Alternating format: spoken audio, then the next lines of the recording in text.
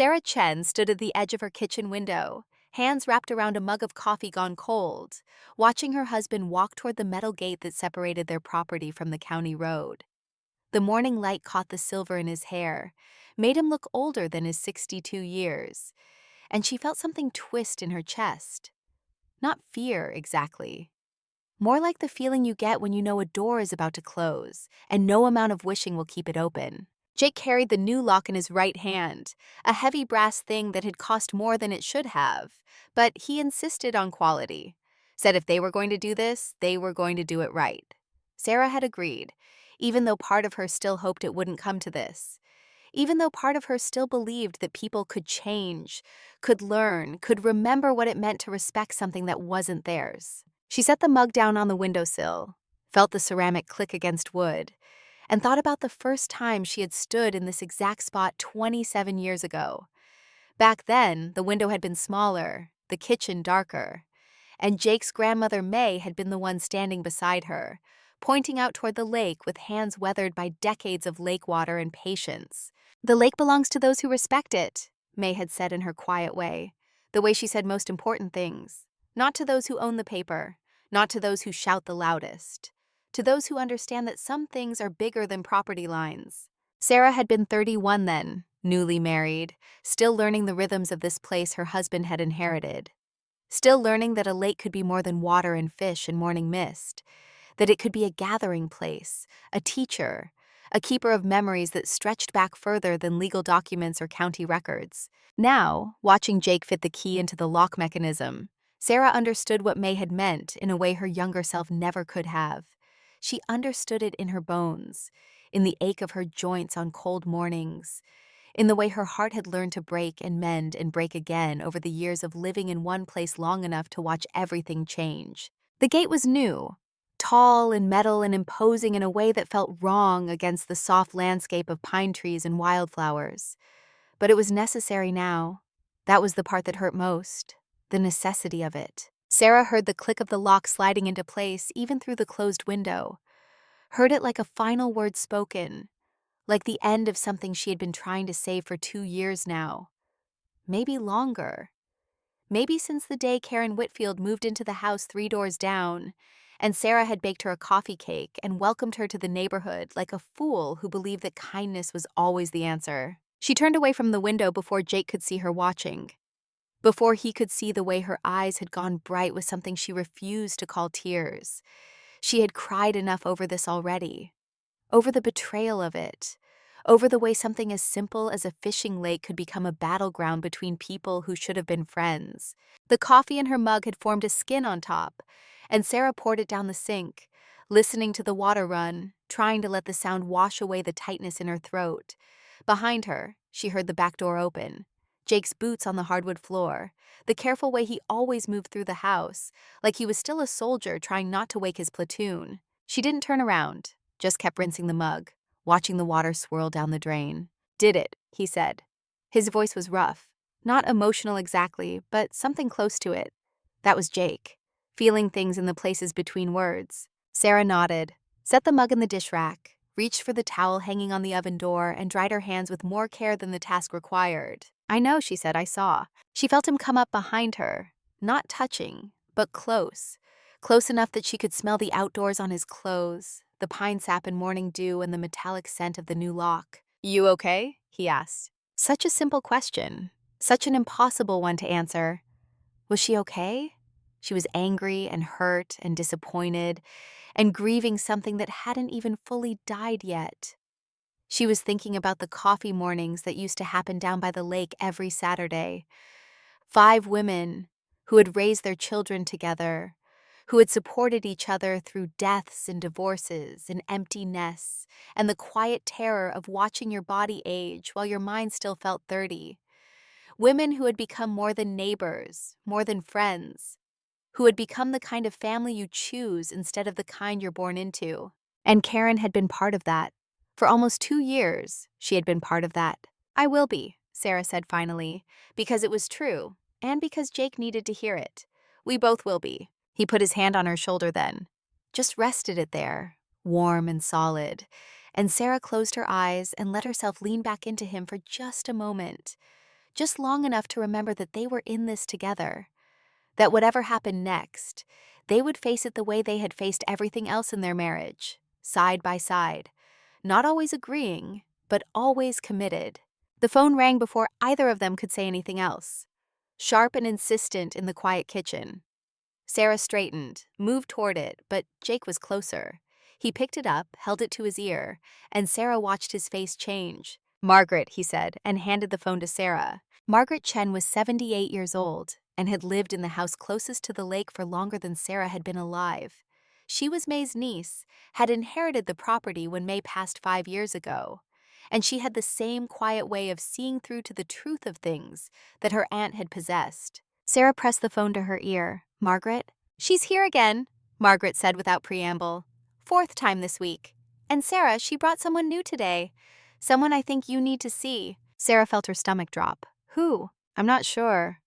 But she looks terrified." Young woman, maybe late 20s, got out of Karen's passenger seat looking like she wanted to disappear. Sarah closed her eyes. "I'll be there in 10 minutes. She hung up without waiting for a response, already moving toward the hooks by the back door where her jacket hung. Jake followed her with his eyes, understanding without needing explanation. That was marriage after 30 years, understanding without words. "I'm coming with you," he said. Sarah shook her head. "Let me handle this first, please." He wanted to argue. She could see it in the set of his jaw, the way his hands had curled into loose fists. But he nodded instead, and Sarah felt a rush of love for him that was almost painful in its intensity. For his trust, for his willingness to let her do this her way, even when every instinct in him probably wanted to march down there and handle it himself. She kissed him quickly, just a brush of lips against his cheek. Then she was out the door, moving across the yard toward the narrow path that wound through the trees to Margaret's house. The morning was cool enough that she could see her breath, and the lake appeared through gaps in the pines like a secret being slowly revealed. Sarah had walked this path so many times she could have done it blind, knew where the roots broke through the soil, where the ground dipped and rose, where the best views of the water appeared and disappeared. She had learned this path from May, had walked it holding the older woman's hand while Jake was deployed overseas, and Sarah was pregnant with their first child and scared out of her mind. May had taken her to the lake every morning, made her watch the sunrise, made her understand that some things were constant, even when everything else felt uncertain. "You'll be a good mother," May had told her one morning, speaking the words out over the water like a prayer. "Because you already understand the most important thing." What's that?" Sarah had asked. 23 years old and so young she could barely stand it. "That love means being present, not perfect, just present." Sarah thought about that now as she emerged from the trees and saw Margaret's house ahead. Thought about presence and imperfection and all the ways she had tried to show up for Karen over the past 2 years. All the invitations extended. All the gentle boundaries stated and restated. All the hope that eventually, kindness would be enough to teach someone what respect looked like. Margaret was waiting on her porch, standing with her arms crossed in that way she had that made her look smaller than she was but twice as formidable. She nodded toward the lake, and Sarah followed her gaze. 12 cars were parked along the shore. 12! More than Sarah had ever seen there at once except for the annual 4th of July gathering when they opened the lake to the whole neighborhood. With proper planning and preparation and respect, people were everywhere. Setting up fishing rods, spreading blankets, opening coolers, moving through the space like they owned it, like they had every right to be there. And standing in the middle of it all, directing people with hand gestures and a voice that carried across the water, was Karen Whitfield. Sarah felt something cold settle in her chest. Not anger yet, that would come.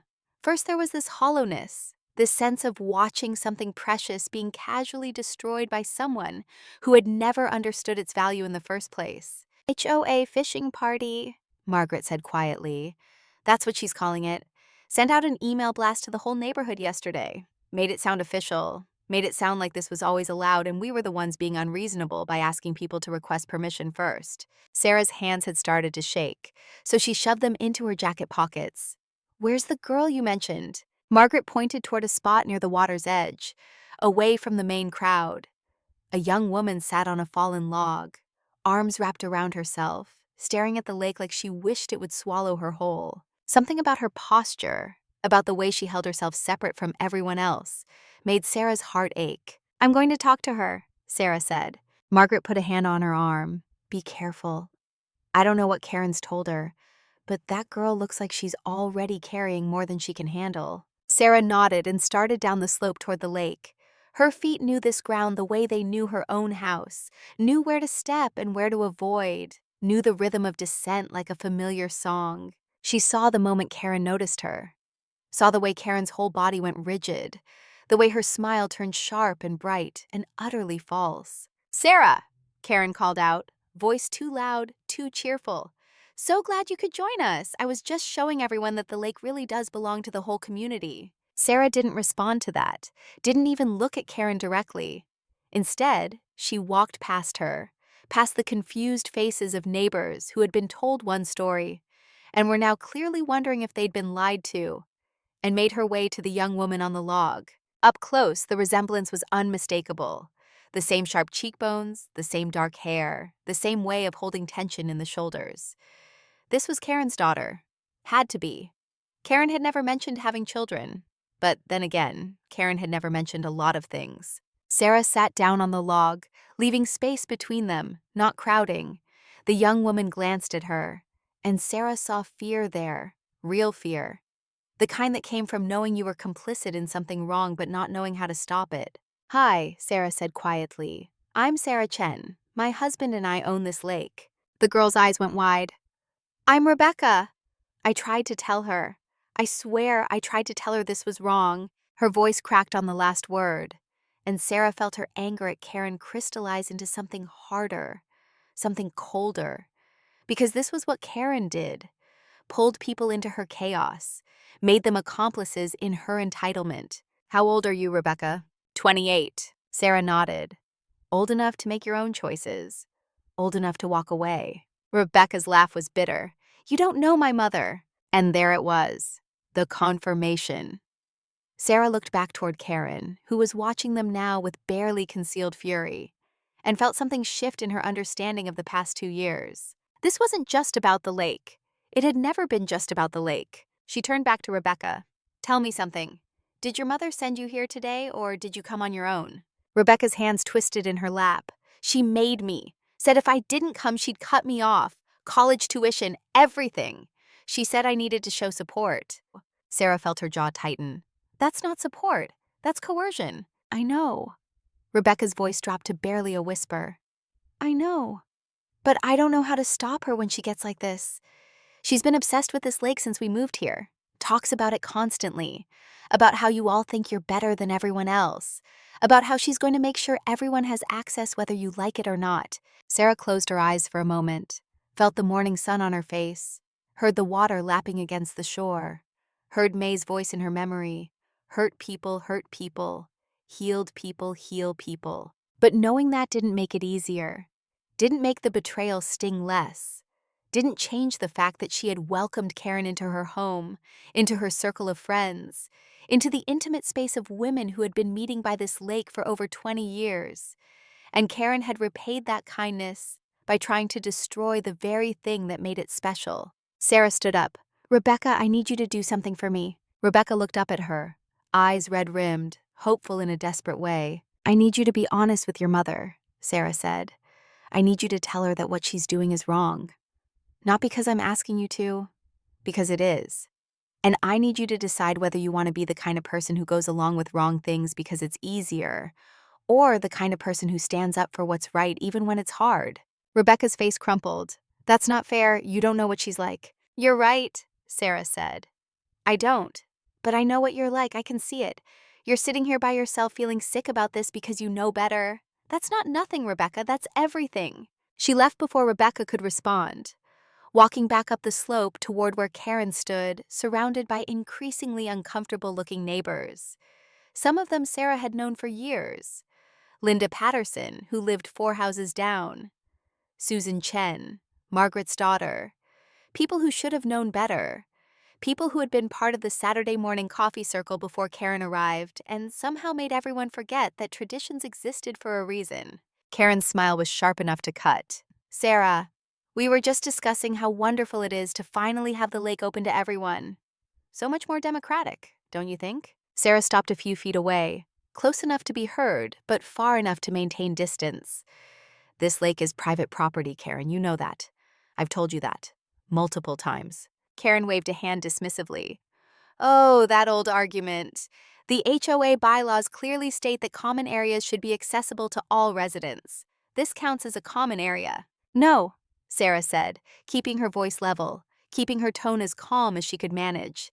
It doesn't. We've been over this. The lake is not part of the HOA. It never has been. It's private property that my husband's family has owned for 3 generations. We've been generous in allowing neighbors to use it with permission. But that's a privilege, not a right. Karen's eyes flashed. Privilege. That's exactly the problem, isn't it? You think you're better than everyone else. You and your little exclusive club, sitting out here every Saturday morning like you own the world. We own this lake, Sarah said. That's all. Just this lake. And we've shared it freely with people who respect it, who understand that it's not about ownership. It's about stewardship. About taking care of something so it can be here for the next generation. Several of the neighbors were starting to pack up their things. Sarah could see the understanding dawning on their faces. The realization that they had been lied to. That Karen had manipulated them into trespassing. Linda approached, looking stricken. Sarah, I'm so sorry. Karen told us you had agreed to this, that you were being dramatic about wanting people to ask permission first. Sarah looked at her. This woman she had known for 15 years, who had been at her daughter's wedding, who had held her hand through her mother's funeral, and felt the friendship crack. Did that sound like me, Linda? She asked quietly. Did that sound like something I would say? Linda's face went red. No. God, no, it didn't. I should have called you, should have checked. Yes, Sarah said. You should have. Karen stepped between them, voice rising. This is ridiculous. You can't just hoard natural resources because you happen to have your name on some piece of paper. This lake should belong to everyone. Sarah met her eyes. It does belong to everyone who respects it, who understands that being allowed to use something doesn't mean you're entitled to it. I invited you here myself, Karen, multiple times, taught you how to fish in this water, shared stories with you about what this place means, and you responded by trying to take it. I'm not taking anything, Karen said, but her voice had gone shrill. I'm liberating it. From what? Sarah asked. From the people who have protected it? From the families who have kept it clean and safe and accessible for decades? You've been here 2 years, Karen. 2 years. Some of us have been taking care of this lake for most of our lives. The crowd had gone quiet now. Even the people who didn't know the full story could sense the weight of what was happening, could sense that this was about more than just a fishing lake. This was about trust broken, community fractured, the slow erosion of the bonds that held neighborhoods together. Sarah felt Jake's presence before she saw him, felt the way the air shifted when he arrived at the top of the slope. She didn't turn around, but she knew he was there, knew he had given her the time she needed, and now he was here to back her up. Karen saw him too. Her eyes widened slightly, and for the first time since Sarah had arrived, something like uncertainty crossed her face. I think it's time for everyone to leave, Jake said. His voice was quiet, but it carried. That was the military in him, the understanding that authority didn't need volume. You can't make us, Karen said, but she took a step back. Yes, Jake said. I can. This is private property. You're trespassing. I'm asking you nicely to leave. Once. Linda was already gathering her fishing gear. Susan, too. Within minutes, most of the crowd was moving toward their cars, casting apologetic looks at Sarah, embarrassed at having been pulled into someone else's agenda. But Karen stood firm, chin up, arms crossed, playing the victim even now. This isn't over, she said. Sarah felt something in her chest go very still, very cold. You're right. It's not. Because tomorrow morning, when you wake up and look out your window, you're going to see that the gate is locked. You're going to see that the access you assumed was yours has been revoked. Not because we're cruel, not because we're exclusive, but because you proved that you don't understand the difference between sharing and taking. Karen's face went pale, then red. You can't do that. We can, Sarah said. We will. And the saddest part is that it didn't have to be this way. You could have been part of something beautiful here. You could have joined us instead of trying to conquer us. She turned then, walking back toward Margaret's house without waiting to see Karen's response. Jake fell into step beside her, and she felt his hand find hers, warm and solid and real. Behind them, she heard car doors slamming, engines starting, the slow exodus of a party that should never have happened. Margaret was waiting on her porch, and when Sarah reached her, the older woman pulled her into a hug that smelled like lavender and wood smoke and all the memories of May that Sarah still carried. "You did good," Margaret whispered. "May would be proud." Sarah let herself be held for just a moment, let herself feel the weight of the morning settle into her bones. Then she pulled back, wiped her eyes with the back of her hand, and looked toward the lake. It was empty now except for the trash Karen's guests had left behind. Plastic cups and food wrappers and fishing line tangled in the weeds. The cost of carelessness, the price of entitlement. "We'll clean it up," Jake said, following her gaze. Sarah nodded. "After coffee. I need coffee." Margaret smiled. "I'll put on a pot." They went inside together, the three of them, and Sarah sank into Margaret's worn couch while Jake moved around the familiar kitchen making coffee the way May had taught him. Strong and black and served in the good china that only came out for people who mattered. Margaret sat beside Sarah, not speaking, just being present. That was something Sarah had learned from May too. The art of companionable silence, the gift of just being with someone without needing to fix or explain or justify. When Jake brought the coffee, Sarah wrapped her hands around the cup and let the heat seep into her palms. Let herself finally feel the anger she had been holding at bay. "She was my friend," Sarah said quietly. "Or I thought she was. I invited her to our coffee mornings, taught her the names of the fish, told her about May, about what this place meant. And she looked me in the eye and smiled. And the whole time she was planning this." Margaret sipped her coffee. "Some people don't know how to receive kindness. They think it's weakness. Think it's something to exploit." "But why?" Sarah asked. "What did she think she would gain?" "Control," Jake said from the doorway. "That's what this was about. Not the lake. Control." Sarah thought about Rebecca sitting alone by the water, thought about the fear in that girl's eyes, and knew Jake was right. This had never been about fishing or community access or HOA bylaws. This had been about Karen needing to feel powerful in a life where she felt powerless.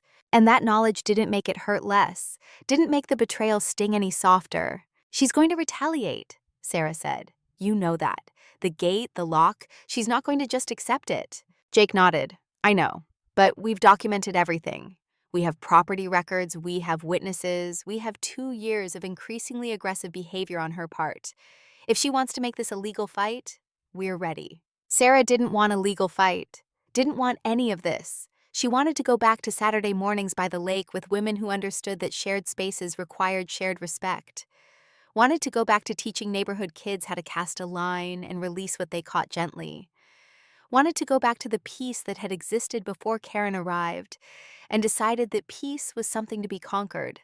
But wanting didn't change reality. Wanting didn't bring back what had been broken. The coffee was strong and bitter and exactly what Sarah needed. She drank it slowly, letting the caffeine clear her head, letting the warmth settle into her stomach. Outside the window she could see the lake, still and silver in the morning light, unchanged by human drama, indifferent to property lines and hurt feelings and betrayed trust. The lake belongs to those who respect it. Sarah closed her eyes and heard May's voice as clearly as if the woman was sitting right beside her. Not to those who own the paper, to those who understand. And maybe that was the lesson here. Maybe that was what she needed to hold on to.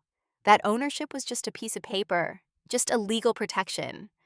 Real belonging came from relationship, from care, from showing up year after year and proving through actions that you valued something enough to protect it. Karen would never belong to this lake, no matter how many fishing parties she threw, no matter how loudly she claimed her rights, because belonging wasn't something you could take. It was something you earned through patience and presence and respect. Sarah opened her eyes and looked at Jake, who was watching her with that expression he got sometimes, the one that said he saw her, really saw her, all the way down to the broken part she tried to hide. "We're going to be okay," she said. Not a question, a statement. He smiled. "Yeah, we are." Margaret stood up, moving toward the kitchen. "I'm making breakfast. Real breakfast. Eggs and bacon and those biscuits May used to make. And we're going to sit and eat and remember that we've weathered worse than one entitled woman with a chip on her shoulder. Sarah felt something in her chest loosen, felt the beginning of what might eventually become forgiveness. Not for Karen, not yet, maybe not ever, but for herself, for the part of her that wanted to blame herself for not seeing this coming, for being naive enough to believe that kindness was always the answer. Sometimes kindness wasn't enough. Sometimes you needed boundaries and locks and the willingness to say no, even when it made you the villain in someone else's story. She got up and moved to the window, looking out at the lake one more time. The sun was higher now, burning off the morning mist, revealing the water in all its simple beauty. And there, sitting on that same log where Sarah had left her, was Rebecca. Still alone, still separate from everyone else. Sarah watched her for a long moment, watched the way the girl's shoulders curved inward like she was trying to make herself smaller, and made a decision. "I'll be back," she told Jake and Margaret. She went out the back door, down the slope, moving through the scattered trash toward the water's edge. Rebecca looked up when Sarah approached, and there was such raw misery in her face that Sarah's heart broke a little. She sat down on the log beside her, not speaking, just sitting. They stayed that way for several minutes, listening to the water, watching a heron pick its way through the shallows on the far shore. Finally, Rebecca spoke. "I'm sorry for all of it, for being here, for not standing up to her, for being a coward." Sarah considered that. "You came back. After everyone left, you came back. That's not cowardice. I didn't know where else to go." "Home," Sarah suggested gently. Rebecca shook her head. "That's not home anymore. That's just where I sleep between rounds of her telling me I'm ungrateful and weak and disappointing." Sarah felt anger flare again, hot and protective. "Does she hurt you? Physically?" "Number, just the other ways." "Those count too," Sarah said. "Those count too." They sat in silence again. Then Sarah said, "I'm going to tell you something my husband's grandmother told me a long time ago. And you can take it or leave it, but either way, I need to say it." Rebecca nodded. "You get to choose who you become," Sarah said. "Your mother's pain, her anger, her need for control, those are hers to carry, not yours. You can love her and still protect yourself from her. Those two things aren't mutually exclusive." Rebecca's eyes filled with tears. "I don't know how." "Neither did I," Sarah said. "And I'm still learning. But it starts with being honest, with yourself first, about what you can tolerate and what you can't, about what kind of person you want to be when this is all over." The tears spilled over, and Rebecca wiped them away with shaking hands. "She's going to be so angry about the gate." "I know," Sarah said. "Let her be." "That easy?" "That hard," Sarah corrected, "but necessary." She stood up, brushed off her jeans, and looked down at the young woman who was and wasn't her problem, who she could help and couldn't save. "You're welcome here," Sarah said. "When you're ready. When you can come on your own terms, not your mother's. The lake will still be here." Rebecca looked up at her with something like hope in her eyes. "Really?" "Really," Sarah said. "But you have to ask first. That's the rule. That's always been the rule." She left before Rebecca could respond, walking back up the slope toward Margaret's house, where breakfast smells were starting to drift through the windows, where Jake and Margaret were probably already sitting at the table, coffee refilled, waiting for her.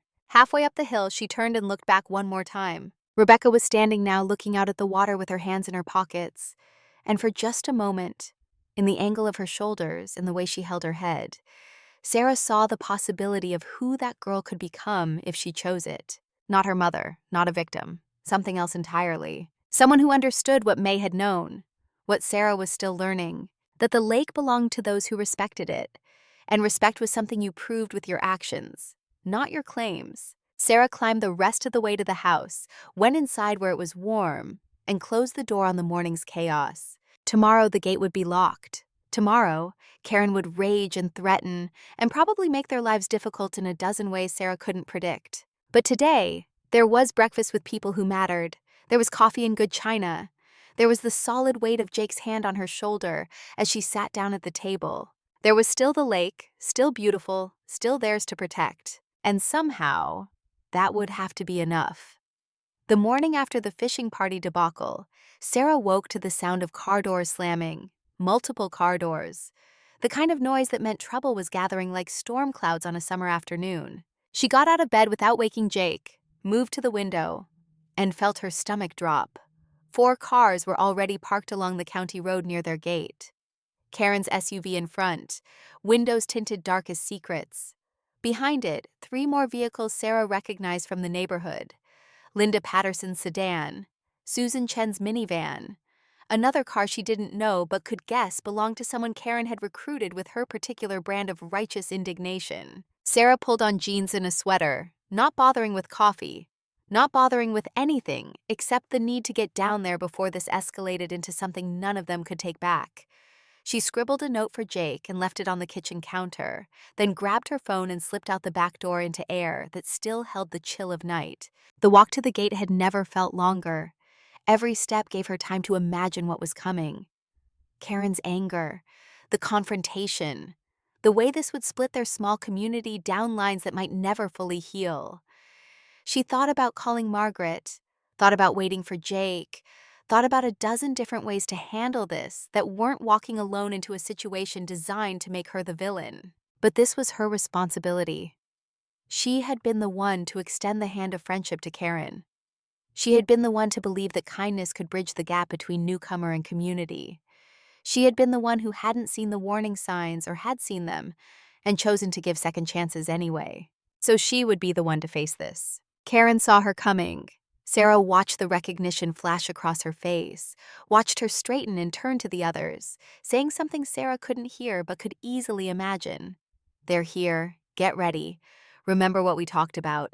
Sarah reached the gate and stopped on her side of it, hands in her pockets, trying to project a calm she absolutely did not feel. The new lock gleamed in the early morning light, brass and solid and utterly immovable. "Karen," she said. "Linda, Susan, what can I do for you?" Karen's smile was all teeth and no warmth. "You can unlock this gate and stop this ridiculous power play." "It's not a power play," Sarah said. "It's private property protection. Something I explained to you multiple times before you forced this situation." Linda shifted uncomfortably. She looked like she hadn't slept, and there was something in her eyes that might have been doubt starting to creep in around the edges of whatever story Karen had sold her. "Sarah," Linda started, then stopped, looked at Karen, looked back at Sarah. "Is it true that you never gave permission for yesterday?" Sarah felt something crack in her chest. After 15 years of friendship, after supporting each other through everything life had thrown at them, Linda needed to ask that question. Needed confirmation that Sarah wasn't the tyrant Karen had painted her to be. "No," Sarah said quietly. "I never gave permission. I never would have. You know me better than that, Linda. Or I thought you did." Karen jumped in before Linda could respond. "She's lying. She told me months ago that anyone could use the lake. She's just embarrassed now because people are actually taking her up on it." Sarah looked at Karen and felt something cold settle into her bones. The kind of cold that came from recognizing that you were dealing with someone who had no relationship with truth. Who would say anything, twist anything, to avoid being wrong. "That's not true," Sarah said. "And you know it's not true. We have emails, text messages, documentation of every time I asked you to please give notice before bringing guests. Every time you ignored that request." "Documentation," Karen scoffed. "Of course you kept documentation. Control freaks always do." "It's called protecting yourself," Sarah said. "Something I'm realizing I should have done more carefully from the beginning." A new car pulled up then, and Sarah's heart sank further. It was Rebecca, Karen's daughter, emerging from the driver's seat with the look of someone being led to an execution. The girl's eyes found Sarah's, and there was an apology there, a silent plea for understanding. "You brought your daughter to this?" Sarah asked Karen, and she couldn't keep the disgust out of her voice. "I brought her to show her what happens when people abuse their privilege," Karen said, "to teach her to stand up to bullies." Sarah almost laughed. Almost. But there was nothing funny about watching a mother weaponize her child. Nothing funny about the way Rebecca seemed to shrink into herself with every word Karen spoke. "Rebecca," Sarah said gently, "you don't have to be here." "Yes, she does," Karen snapped. "She's family. She supports me." Rebecca opened her mouth, closed it, looked at the ground, and Sarah saw the girl's hands were shaking. Before anyone could say anything else, another vehicle appeared. Not a car this time. A black SUV with windows too dark, and a presence too aggressive for a quiet neighborhood confrontation. It pulled up behind Rebecca's car, and 2 men got out. Sarah felt every muscle in her body go tense. These weren't neighbors. These weren't even people she recognized. They wore dark uniforms that looked official from a distance, but wrong up close. Badges that hung too low. Patches that didn't quite match any department Sarah had ever seen. And they were walking toward the gate like they had authority. "Ma'am," the taller one said, addressing Karen, "not Sarah. We're here as requested." Karen's smile widened. "Thank you for coming. This woman has locked a public access road and is preventing community members from using shared resources." Sarah's mind raced. These weren't real police. Couldn't be. Real police would have identified themselves properly, would have body cameras, would have actual jurisdiction over a property dispute. She pulled out her phone slowly, not making any sudden movements, and hit record. Then she addressed the men directly. "Which department are you with?" The shorter one stepped forward, trying to look intimidating. "That's not your concern. What is your concern is opening this gate immediately." Sarah kept her phone steady, kept recording. "I'll ask again. Which department?" The taller one's jaw tightened. He glanced at Karen, and Sarah saw the flash of something pass between them. A signal, an understanding. And she knew with absolute certainty that Karen had hired these men, had brought fake police to intimidate her into compliance. The realization should have scared her. Maybe it would later. Right now, all she felt was fury. Linda had gone pale. "Sarah," she whispered, "what's happening?" Sarah didn't take her eyes off the fake cops.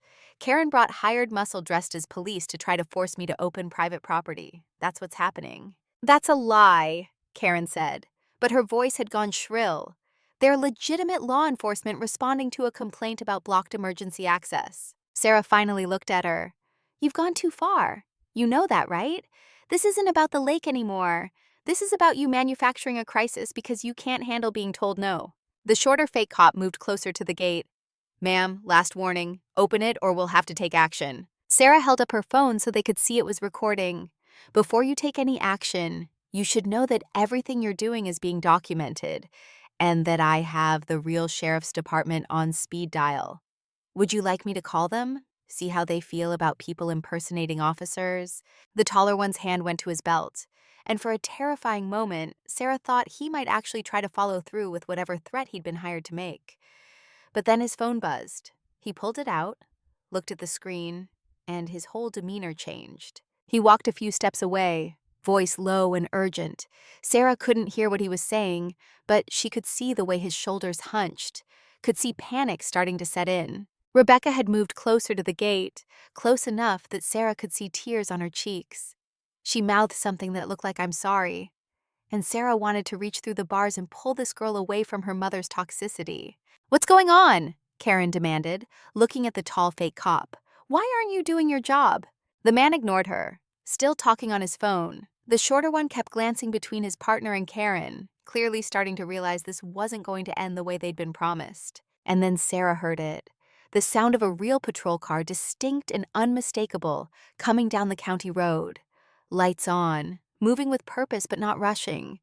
The kind of approach that meant someone had already called this in. Jake. It had to be Jake. He must have woken up, seen her note, and called Officer Martinez.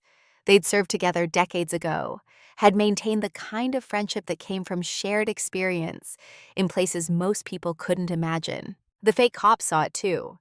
The shorter one actually took a step backward, like distance might somehow make him less guilty. Karen's face went from confident to confused to something approaching fear in the span of seconds. "What is this?" she asked, looking around like someone might explain how her perfect plan had fallen apart. The patrol car pulled up and Officer Martinez stepped out. He was in his late 50s, graying at the temples, with the kind of presence that came from 30 years of seeing humanity at its worst and somehow maintaining faith in its better angels. His eyes swept the scene, taking in the fake cops, the gathering of neighbors, Karen's aggressive stance, and Sarah standing calmly on her side of the gate with her phone still recording. "Someone want to tell me what's happening here?" Martinez asked, his voice carrying the weight of authority that the fake cops had tried and failed to manufacture. Karen stepped forward immediately. "Officer, thank God you're here. This woman has illegally locked a public road, and these gentlemen were helping me address the situation." Martinez looked at the two men in their wrong uniforms. "These gentlemen. What department are you boys with?" The taller one opened his mouth, closed it, opened it again. The shorter one just looked at the ground. "That's what I thought," Martinez said quietly. He turned to Sarah. You okay, Sarah? I'm fine, she said. I have everything recorded if you need it. I expect I will, he said, then turned back to Karen. Ma'am, I need you to understand something. This is private property, has been for 3 generations. The owners have every legal right to restrict access, and no amount of claiming otherwise makes it public road. Karen's mouth opened and closed like a fish pulled from water. But the HOA? There is no HOA jurisdiction over private property, Martinez continued, and hiring people to impersonate law enforcement is a felony. So I'm going to need you to step back while I have a conversation with these 2 gentlemen about their choice of career paths. The fake cops were already backing toward their SUV, but Martinez held up a hand and they froze. Not yet, he said. We're going to have a nice long talk first. About impersonation, about intimidation, about what happens when you take money to commit crimes. I didn't know, the shorter one started. Save it, Martinez said. We'll document your statements properly, downtown. Sarah watched the color drain from Karen's face as the reality of the situation fully hit her. The fake cops weren't going to save her. The real cop wasn't on her side. The neighbors who had come with her were starting to edge toward their cars, clearly wanting to distance themselves from whatever legal consequences were about to rain down. Linda was crying now, quiet tears that ran down her face while she stared at Karen like seeing a stranger. I trusted you, she said. You told us Sarah was being unreasonable. You said we were standing up for community rights. You were, Karen insisted, but her voice had lost its conviction. You are. She's the one who's wrong here. She's the one who thinks she's better than everyone. Sarah felt Jake's presence before she saw him, felt the way he appeared at her shoulder, like he always did when she needed him. He didn't say anything, just stood there, solid and real and exactly where he belonged. Martinez was handcuffing the fake cops now, reading them their rights in a voice that carried across the morning air. Karen watched with horror growing in her eyes, watched her plan crumble into dust and legal consequences. This is insane, Karen said to no one and everyone. I was just trying to make things fair. I was just trying to give everyone access to what should belong to the community. By lying? Sarah asked quietly. By manipulating people? By bringing fake police to intimidate me on my own property? I didn't, Karen started, then stopped. The lie couldn't hold. Everyone could see it couldn't hold. Rebecca moved then, walking away from her mother toward the gate where Sarah stood. The girl's face was streaked with tears, and when she spoke, her voice was barely above a whisper. I tried to stop her. I told her this was wrong. I begged her not to do this. Sarah reached through the gate bars and took Rebecca's hand. I know you did. This isn't your fault. Yes, it is, Rebecca said. I knew what she was planning. I knew about the fake cops. She told me last night, said they were just for show, just to scare you into being reasonable. And I didn't call anyone. I didn't warn you. I just came here hoping it wouldn't be as bad as I thought it would be. You're here now, Sarah said. That counts for something. Martinez was loading the fake cops into his patrol car, and now he turned his attention to Karen. Ma'am, I'm going to need you to come with me as well. We need to have a conversation about your involvement in this situation. I'm the victim here, Karen said, but it sounded hollow even to her. You hired men to impersonate police officers on private property, Martinez said. That makes you a lot of things, but victim isn't one of them. Karen looked around wildly, like someone might step in and save her. But Linda had gotten in her car. Susan was already pulling away. The other neighbors who had come were gone or going. Only Rebecca remained, standing at the gate with Sarah's hand still in hers, watching her mother face consequences that had been building for 2 years. Rebecca, Karen said, tell them I was just trying to do the right thing. Rebecca pulled her hand from Sarah's and turned to face her mother. And Sarah saw something change in the girl's face. Saw the moment when she decided who she wanted to be. Mom, Rebecca said, her voice stronger now. You weren't trying to do the right thing. You were trying to control something that wasn't yours. And you used me. You used everyone. Because that's what you do when you don't get your way. Karen's face went white, then red. How dare you? After everything I've done for you, after raising you alone, after sacrificing everything. You didn't sacrifice everything, Rebecca said. You chose anger over healing. You chose revenge over peace. And you've been doing it my whole life. I'm done being part of it. She turned and walked to her car, got in, and drove away without looking back. and Sarah felt her heart break a little for that girl who had finally found the courage to draw a line, even though it clearly cost her everything. Martinez helped Karen into his patrol car with the kind of professional detachment that came from decades of handling people having the worst days of their lives. Karen was still protesting, still insisting she'd done nothing wrong, still playing the victim even as the evidence of her choices sat handcuffed in the same vehicle. Before Martinez left, he came back to the gate where Sarah and Jake stood. "You'll need to come down and give a statement," he said. "Both of you. And I'll need that recording." Sarah nodded, felt the weight of what was coming settle onto her shoulders. The statements, the legal process, the way this would be talked about in the neighborhood for months or years, the way some people would still think she had overreacted, had been too harsh, had brought this on herself somehow. Jake's hand found hers and squeezed. "We'll handle it," he said. Martinez looked at them both with something that might have been respect. "For what it's worth, you showed a lot of restraint.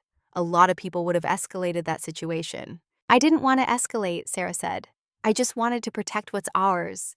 "That's the difference between you and her," Martinez said, nodding toward the patrol car. "You understand that having power and using it wisely aren't the same thing." He drove away, taking Karen and the fake cops with him, and suddenly the morning was quiet again. Too quiet. The kind of quiet that comes after a storm when you're assessing the damage. Sarah and Jake stood at the gate for a long moment, not speaking, just being together in the aftermath. Finally, Jake said, "Coffee?" "God, yes," Sarah replied. They walked back to the house hand in hand, and Sarah felt older than she had yesterday, felt the weight of lost friendship and broken community, and the knowledge that things had changed in ways they might never fully recover from. Margaret called before they even got the coffee started. "I saw it from my window," she said without preamble. "Saw the whole thing." "Are you all right?" "Physically, yes," Sarah said. "Everything else is going to take some time." "Come over," Margaret said. "Both of you. We need to talk about what happens next." What happens next, Sarah thought as she hung up, was going to be complicated. The women's circle had fractured. Linda and Susan had sided with Karen, had believed her lies, had shown up to support what they thought was a fight for community access. They would have to reconcile with their own gullibility now, would have to face the fact that they had been manipulated into supporting something deeply wrong. And then there was Rebecca, a girl Sarah barely knew but felt responsible for anyway, a girl who had just chosen integrity over family loyalty and would pay a price for that choice. Jake made coffee to go, strong and black in travel mugs, and they walked through the trees to Margaret's house. The older woman was waiting on her porch, and when Sarah reached her, Margaret pulled her into a hug that smelled like memories and wisdom, and the particular comfort that comes from someone who has known you long enough to understand what you need without asking. They went inside, settled around Margaret's kitchen table, and for a few minutes, nobody spoke.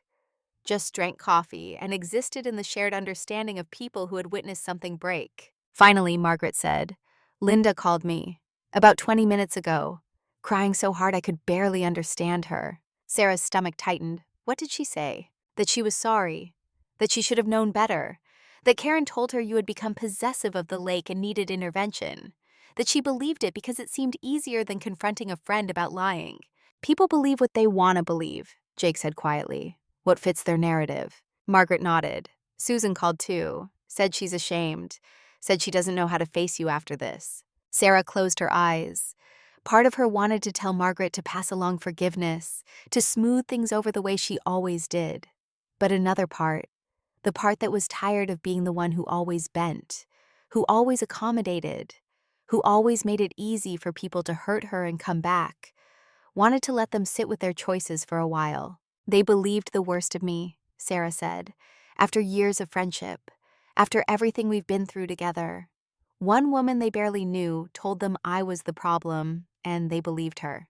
"Fear," Margaret said. "That's what it was. Fear that they might be the ones left out if Karen was right. Fear of being on the wrong side. Fear of losing access to something they valued. Fear makes people do stupid things." Sarah thought about that. Thought about how fear had driven Karen to manufacture crisis after crisis. How fear of being powerless had led her to try to control everything around her. How fear of loss had made her willing to destroy what she couldn't possess. And maybe fear had driven Linda and Susan too. Fear that Sarah's boundaries meant rejection. fear that asking permission meant being denied, fear that respect might look like exclusion. But fear didn't excuse it. Understanding didn't erase the hurt. "There's something else you need to know," Margaret said. Her voice had changed, gone softer, sadder. "Something I should have told you before, but I was hoping it wouldn't matter." Sarah looked up. "What?" "Karen's mother lost her family property about 30 years ago," Margaret said. "Before Karen was born. Bad divorce, predatory lender, legal battle that went wrong. The family had owned a small lake up north, used it for summer gatherings. It was their heritage, their gathering place, and they lost it." Sarah felt something shift in her understanding. "Oh, Karen grew up hearing about it," Margaret continued, "about the injustice, about how the system favored those with money and power, about how her grandmother died heartbroken over losing the place where she'd been married, where her children had learned to swim, where 3 generations had gathered. And she saw our lake," Sarah said slowly. "And she saw a chance to correct that old wrong." "Even though it wasn't our wrong," Jake said. "Even though we had nothing to do with what happened to her family." Hurt people," Margaret said quietly. "That's what May always said. Karen's been trying to heal a wound that has nothing to do with this lake, nothing to do with you. But she targeted you anyway because you had what she thought her family should have kept." Sarah stood up, moved to the window, looked out toward the water she could just glimpse through the trees. All of this, all the confrontation and manipulation and manufactured crisis, had been about one woman's attempt to rewrite a history she had no power to change. And Sarah could understand that, could even feel compassion for the girl who grew up believing her family had been robbed, could imagine the pressure of carrying that story, that injustice, that loss. But understanding didn't make it right. Compassion didn't excuse the harm Karen had caused. "What do we do now?" Sarah asked. "With Linda and Susan, with the women's circle, with everything that's broken." Margaret came to stand beside her. "We do what May would have done. We hold space for truth. We let people sit with their choices. We don't make it easy, but we don't make it impossible either. We let them find their way back if they can. And if they can't, we honor what was and build something new." "That sounds exhausting," Sarah said. Margaret smiled. "It is, but it's also how community survives. Not by pretending breaks don't happen, by learning to heal them properly." Jake joined them in the window, and the 3 of them stood there looking out at the lake that had become a battlefield without ever changing its essential nature. It was still just water and fish and morning light. Still just a place where generations had learned patience through fishing and respect through shared stewardship. The lake hadn't changed. Only the people around it had. Sarah's phone buzzed, a text from an unknown number. She opened it and felt her breath catch. It was from Rebecca. "Thank you for being kind when you didn't have to be. Thank you for showing me what it looks like when someone sets boundaries without cruelty. I don't know how to fix what my mother broke, but I'm going to try to learn to be different. If you're willing to help me understand how someday when this isn't so raw, I'd like to ask you to teach me." Sarah showed the text to Margaret and Jake, felt tears threatening for the first time since this morning's confrontation. "That's something," Margaret said softly. "That's something worth protecting." Sarah typed back quickly. "You're already different, Rebecca. You proved that today. When you're ready, the door is open. Not to your mother, to you." The response came almost immediately. "Thank you. That means more than you know." Sarah put her phone away and looked at Jake. "We need to call Martinez, give our statements, get this over with."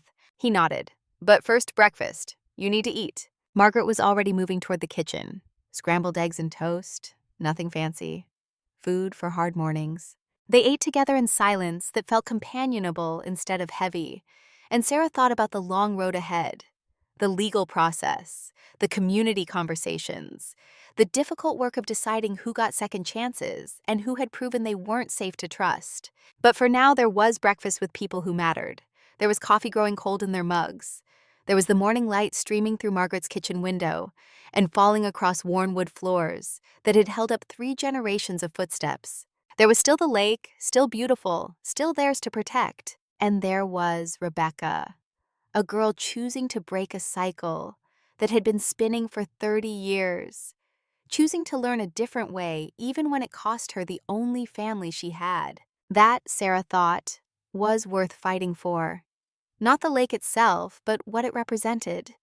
The possibility of healing, the chance to pass on something better than what you inherited. Karen had tried to take that possibility and turn it into weapon. Had tried to use pain as justification for causing more pain. But Rebecca was choosing differently. And maybe that was how cycles actually broke. Not through big dramatic moments, but through small daily choices. Through young women deciding they didn't have to carry their mother's anger. Through community members learning to apologize for being wrong. Through lake owners holding firm on boundaries while leaving room for grace. Sarah finished her eggs and looked at the two people sharing this quiet morning with her. Her husband of 30 years who had learned to show emotion late, but showed it fully. Her husband's second cousin, who had become more like a mother than an in-law, who carried May's wisdom forward like a torch passed between generations. This was community, not the manufactured version Karen had tried to create through force and manipulation. The real thing, messy and complicated, and sometimes painful, but built on foundations that could weather storms. They would survive this. The women's circle would rebuild or it wouldn't. But either way, the core of what mattered would remain. The lake would still be there. The traditions would continue. The next generation would learn to cast a line and release what they caught gently. And maybe, if Rebecca was serious about learning, Sarah would teach her those things, would show her what May had shown Sarah all those years ago. That belonging wasn't about ownership or rights or winning battles. It was about showing up consistently, about respecting what came before you, about understanding that you were just a keeper for the next generation, not the final authority. The phone rang again. This time it was Martinez, asking if they could come down to the station. Karen was being processed. The fake cops were giving statements. He needed Sarah's recording and their version of events for the official record. "We'll be there in an hour," Jake said, and hung up. Sarah stood, carried her plate to the sink, and looked out Margaret's kitchen window one more time at the lake. She could just see through the trees. Karen was probably sitting in a cell right now, still convinced she'd been right, still sure that she was the victim of other people's unreasonable boundaries. But Sarah had learned something this morning, had learned it in the moment when Rebecca chose truth over family loyalty, when Linda's face crumpled with shame, when the fake cops were led away in handcuffs. Justice didn't always look like she expected it to. Sometimes it was quiet, sometimes it was just standing firm and letting other people's poor choices catch up with them. Sometimes it was being kind to the children of difficult people, while refusing to enable the difficulty. Sometimes justice looked like a locked gate and documentation and calm words spoken to cameras while chaos swirled around you. Sarah turned from this window, hugged Margaret goodbye, and walked out into the morning with Jake at her side, ready to face whatever came next. The lake would still be there when this was over. The gate would remain locked to those who couldn't respect what it protected. And somewhere out there, a young woman was learning that breaking cycles took courage, but created possibility. That was enough. That was more than enough. That was everything. 3 days after Karen's arrest, Sarah's phone buzzed with a text from a number she now recognized. Rebecca. The message was simple, almost painfully so. "Can we talk? I need to tell you things my mother won't. Not to save her, to save myself." Sarah sat in her kitchen reading those words 3 times, feeling the weight of them settle into her chest. Jake was out back splitting wood, the rhythmic thunk of the axe a steady counterpoint to her racing thoughts. She could say no, could protect herself from whatever painful revelations this girl was carrying, could draw a clean line between herself and Karen's family and everything that came with it. But she kept thinking about Rebecca's face at the gate, the way the girl had chosen truth over loyalty, even when it clearly cost her everything. The way she had walked away from her mother without looking back. Sarah texted back, "The Blue Haven Cafe, tomorrow morning at 9. The response came immediately, "Thank you, I'll be there." Sarah told Jake that evening over dinner, watched him process it the way he processed most things, quietly, carefully, with that particular stillness that came from years of military service and the understanding that some decisions carried weight beyond their immediate moment. "You don't have to do this," he said finally. "You don't owe her anything." "I know," Sarah replied. "But maybe I owe myself the full truth. Maybe I need to understand what we were really dealing with." He nodded slowly. "Want me to come with you?" Sarah considered it, then shook her head. This needs to be just us, woman to woman. Whatever she has to say, she needs to feel safe saying it. The Blue Haven Cafe sat on the edge of town, far enough from their neighborhood that they were unlikely to run into anyone who knew the story. Sarah arrived 15 minutes early, claimed a corner booth where they could talk without being overheard, and ordered coffee she didn't drink while she waited.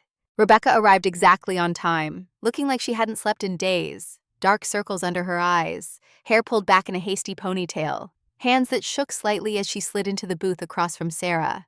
"Thank you for coming," Rebecca said. "I wasn't sure you would." Sarah studied the young woman across from her, saw echoes of Karen in the shape of her face, but something fundamentally different in her eyes. Where Karen's gaze held calculation and control, Rebecca's held exhaustion and a desperate kind of honesty. "You said you needed to tell me things your mother won't," Sarah said. "I'm listening." Rebecca wrapped her hands around the coffee cup the waitress brought, using it like an anchor. "I don't know where to start." "Start with why," Sarah suggested. "Why did she do this? Why the lake? Why us?" Rebecca took a shaky breath. "My grandmother lost her family's lake property when my mother was 6 years old. Before that, it had been the center of everything for 3 generations. Summer gatherings, weddings, baptisms, all of it happened at that lake. My great-grandmother used to say it was where their family remembered who they were." Sarah listened, already knowing some of this from Margaret, but needing to hear it from Rebecca's perspective. "When they lost it," Rebecca continued, "it destroyed something in the family. My grandmother fell into depression, never really recovered. She died when I was 10, and even at the end, she was still talking about that lake, still angry about the injustice of it, still convinced that if they'd just fought harder, been smarter, they could have kept it." "And your mother inherited that anger," Sarah said quietly. Rebecca nodded. "My whole childhood was stories about what was stolen from us, about how people with money and power always win, about how our family had been cheated. Mom made it her mission to somehow make it right, spent years looking for a way to reclaim what we lost. But she couldn't reclaim that lake," Sarah said, "so she targeted ours." Rebecca's eyes filled with tears. "When we moved here, and Mom saw your lake, saw the community you'd built around it, something in her just snapped. She convinced herself that what happened to our family gave her the right to take from yours, that she was correcting an old injustice." Sarah felt anger flare hot in her chest. "We had nothing to do with what happened to your family." "I know," Rebecca said. "I tried to tell her that. Tried to make her see that she was just creating new injustice instead of fixing old ones. But she wouldn't listen. She never listens when she gets like this." "Like what?" "Obsessed," Rebecca said. "Single-minded, convinced that the world is divided into winners and losers. And if you're not taking, you're being taken from. She raised me on that belief, taught me to always look for the angle, always position myself to win, never trust that anyone would be fair without being forced." Sarah thought about the coffee mornings by the lake, the way she'd invited Karen into that sacred space, the stories she'd shared about May and the traditions they maintained. All of it received by someone who saw vulnerability as weakness and kindness as opportunity. "The fake cops," Sarah said. "Tell me about that." Rebecca flinched. "That was her ex-husband's idea. My dad, though I barely claim him anymore. He knows people who do that kind of work. Security theater, he calls it. People who dress up like authority to intimidate.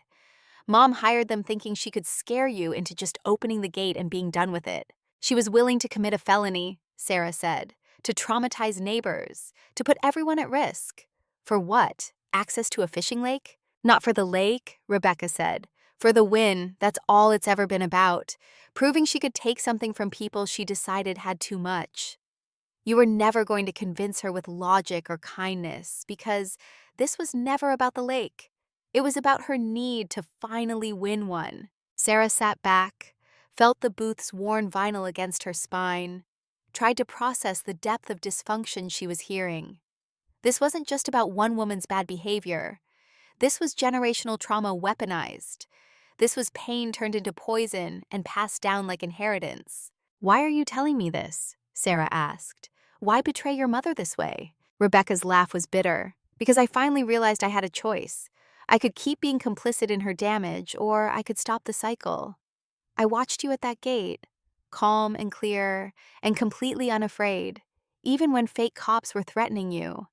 And I thought, that's what strength actually looks like. Not my mother's aggression, not her manipulation. Your boundaries. Your refusal to be intimidated. Sarah felt something crack in her chest, felt the anger she'd been carrying start to shift into something more complicated.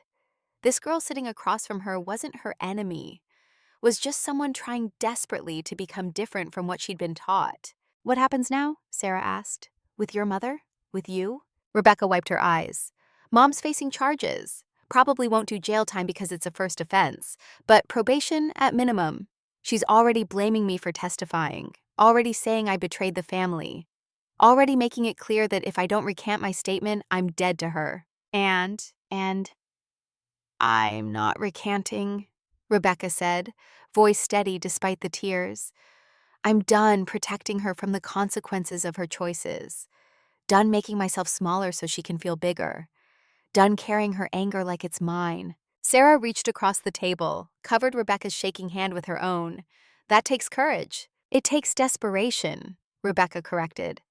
I'm 28 years old, and I've never made a single major decision without considering how it would affect her mood.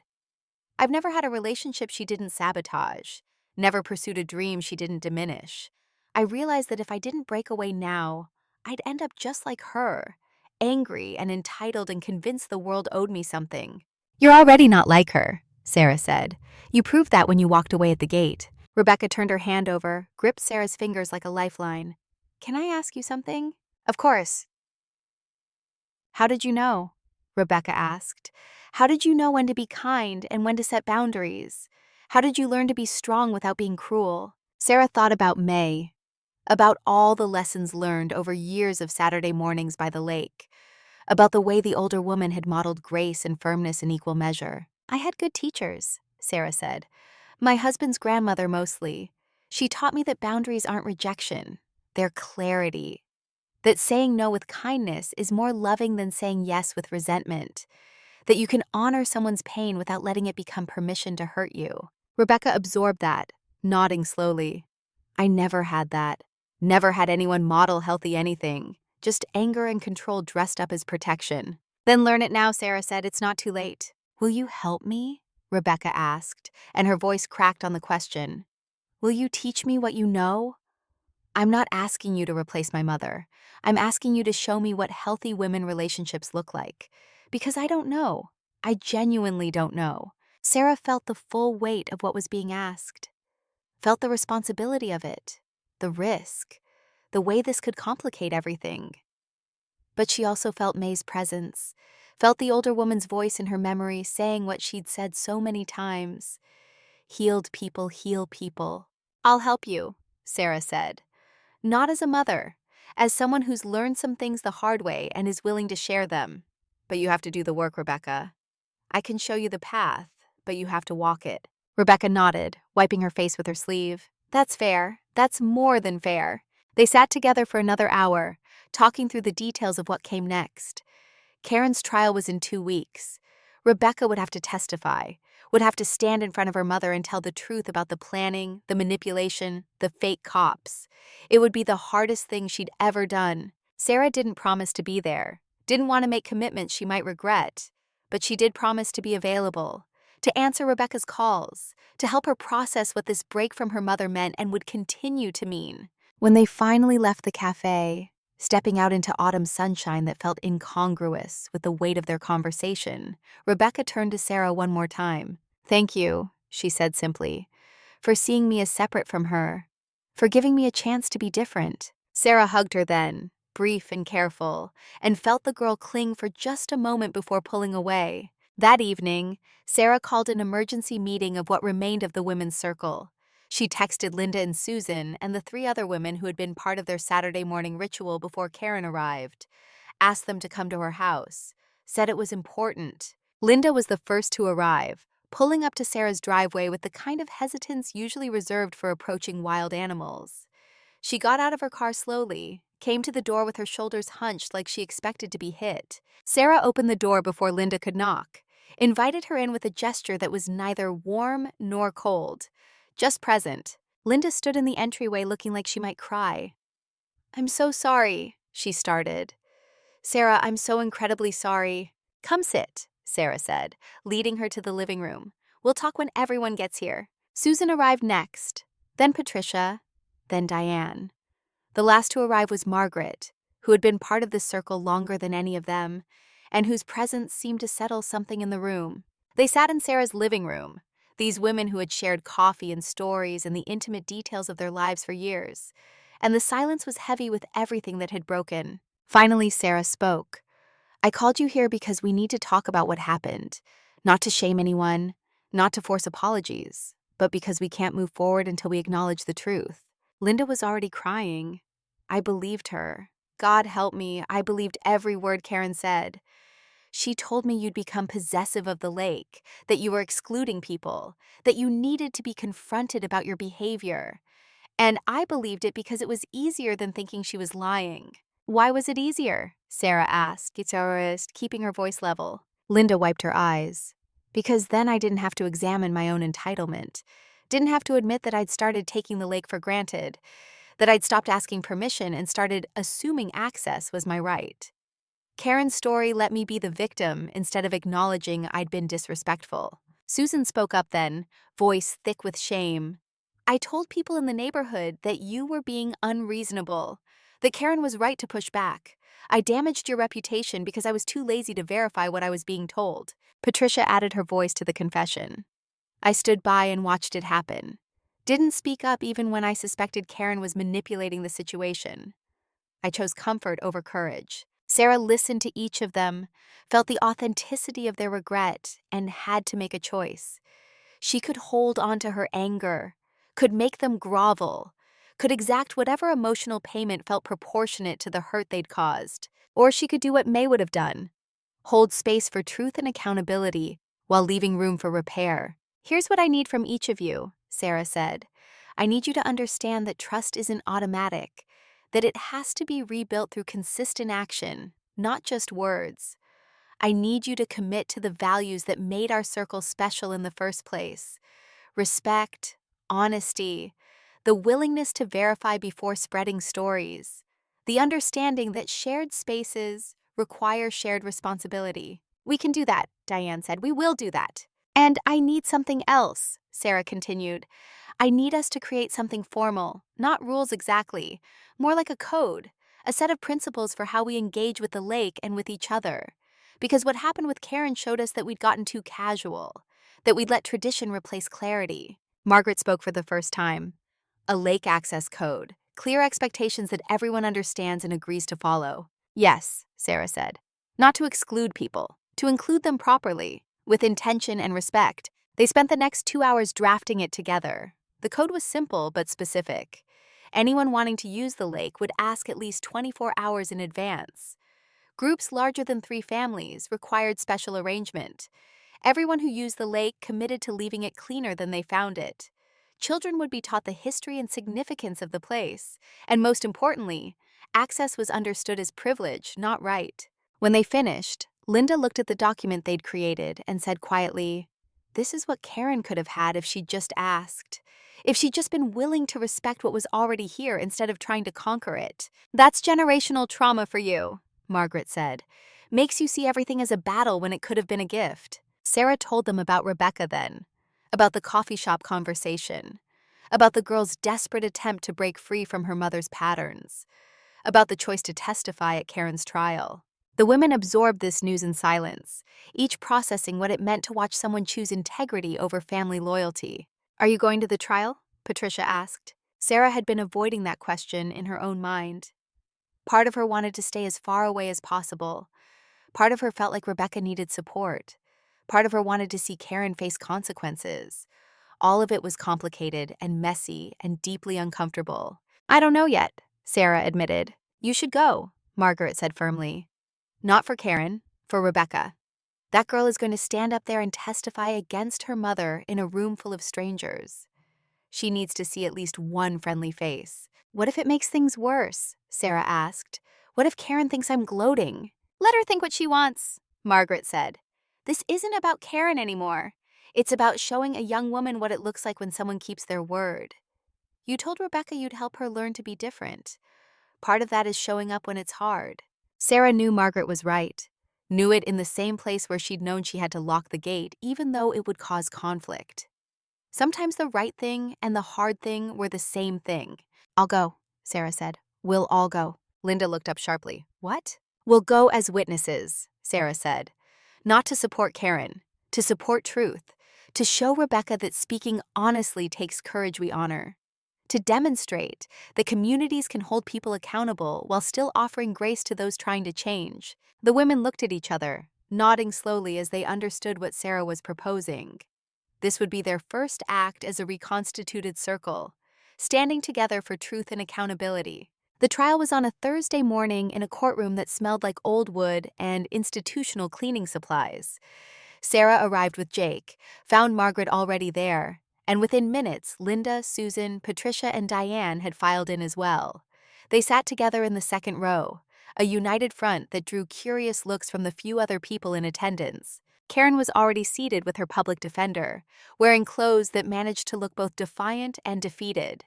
When she saw the women from the circle, her face went through a rapid series of expressions: surprise, anger, something that might have been hope quickly extinguished. Rebecca sat in the witness waiting area, pale and shaking. When she saw Sarah and the others, relief flooded her face so completely that Sarah felt her decision to come validated immediately. The proceedings were clinical and brief. The prosecutor outlined the charges: conspiracy to intimidate, hiring individuals to impersonate law enforcement, trespassing on private property with intent to force access. Each charge read aloud like a catalog of choices made and consequences earned. Karen's lawyer tried to paint her as a community advocate gone too far, someone who genuinely believed she was fighting for public access to natural resources, someone whose passion had clouded her judgment, but whose intentions had been good. The judge, a woman in her 60s with steel gray hair and eyes that had clearly seen every excuse imaginable, listened with an expression that gave nothing away. Then Rebecca was called to the stand. Sarah watched the girl walk to the witness box with her spine straight and her hands steady, watched her take the oath with a clear voice, watched her meet her mother's eyes without flinching. The prosecutor's questions were straightforward. What did you witness? What did your mother tell you about her plans? When did you become aware of the fake police officers? Rebecca answered each one with painful honesty, described her mother's obsession with the lake, the escalating plans to force access, the moment she learned about the hired men, her attempts to dissuade her mother's refusal to listen. When it was the defense attorney's turn, he tried to shake her testimony, asked if she had her own motivations for turning on her mother, suggested she might be influenced by the property owners, implied she was exaggerating to seem sympathetic. Rebecca took each insinuation with quiet dignity. Then she said something that made the entire courtroom go still. "My mother raised me to believe that the world was divided into people who take and people who get taken from. She taught me that kindness was weakness and boundaries were oppression. And I believed her for 28 years. But watching her try to destroy good people, who had only ever shown her kindness, taught me something different. It taught me that the real weakness is being unable to receive a gift without turning it into a weapon." The defense attorney had no response to that. Karen's face crumpled.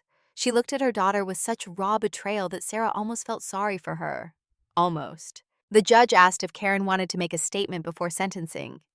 Karen stood, and for a moment Sarah thought she might actually take responsibility, might actually show some understanding of the harm she'd caused. Instead, Karen said, "I was trying to fight for what should have been everyone's. I was trying to prevent the kind of injustice my family suffered. If that's a crime, then I'm guilty of caring too much." The judge's expression didn't change, but Sarah saw something flicker in her eyes. Disappointment, maybe, or just the weariness of hearing one more person refuse to see their own choices clearly. The sentence was probation, 3 years, community service, mandatory counseling, a restraining order keeping her away from Sarah and Jake's property, and a warning that any violation would result in immediate incarceration. Karen accepted it with her head high, still playing the martyr even as the consequences of her choices fell around her like stones. As the courtroom cleared, Sarah saw Karen's lawyer speaking with someone in the back, an older woman, probably in her 70s, with the same bone structure as Karen and Rebecca. She was crying quietly, and when the lawyer stepped away, She moved towards Sarah with the hesitant steps of someone approaching a fire they knew would burn but needed anyway. Sarah tensed, ready to walk away, but something in the woman's face made her wait. "You're Sarah Chen," the woman said. It wasn't a question. "I am." The woman took a shaky breath. "I'm Dorothy Whitfield, Karen's mother, Rebecca's grandmother." Sarah didn't know what to say to that. Didn't know if this was another attempt at manipulation or something genuine. "I need you to know something," Dorothy said. "What my daughter did to you, the way she targeted your family, that's my fault. I raised her on bitterness, taught her to see injustice everywhere, made our family's loss into her mission. And I'm sorry. I'm so deeply sorry for the pain my failures as a mother caused you." Sarah studied this woman, saw genuine remorse in her face, saw the weight of recognition that came from finally understanding the consequences of your choices. "Your granddaughter is choosing differently," Sarah said quietly. "Rebecca is breaking the cycle." Dorothy's eyes filled with tears. "I know. I saw her testify, saw her courage, and I thought, that girl learned to be strong despite us, not because of us. You had something to do with that, with showing her what healthy strength looks like." "I barely know her," Sarah said. "But you saw her," Dorothy replied. "You saw her as separate from her mother, as someone who could choose differently. That's more than I ever did. I just saw her as an extension of Karen, as another soldier in our family's war against imagined enemies." They stood together in the courthouse hallway, two women on opposite sides of a conflict neither had started, but both had been shaped by. "What happens now?" Sarah asked. "I'm going to try to do what Rebecca's doing," Dorothy said. "Break the cycle. Stop passing down poison and calling it legacy. I've already started therapy. Already started the work of understanding how losing that lake 40 years ago became an excuse to hurt people who had nothing to do with it." Sarah felt something shift in her chest, felt the anger that had sustained her through weeks of conflict start to transform into something that looked almost like hope. "I forgive you," she said, surprising herself with the words. "Not because what happened was okay, but because holding on to anger would make me just another person passing down poison." Dorothy touched Sarah's arm briefly. "Thank you. That's more grace than we deserve." "Maybe," Sarah said. "But maybe that's how cycles actually break. Someone has to choose grace even when they don't have to." Rebecca approached then, having finished with her own statement to the prosecutor. She looked at her grandmother and Sarah standing together, and something like wonder crossed her face. "You talked," she said. "We did," Dorothy confirmed.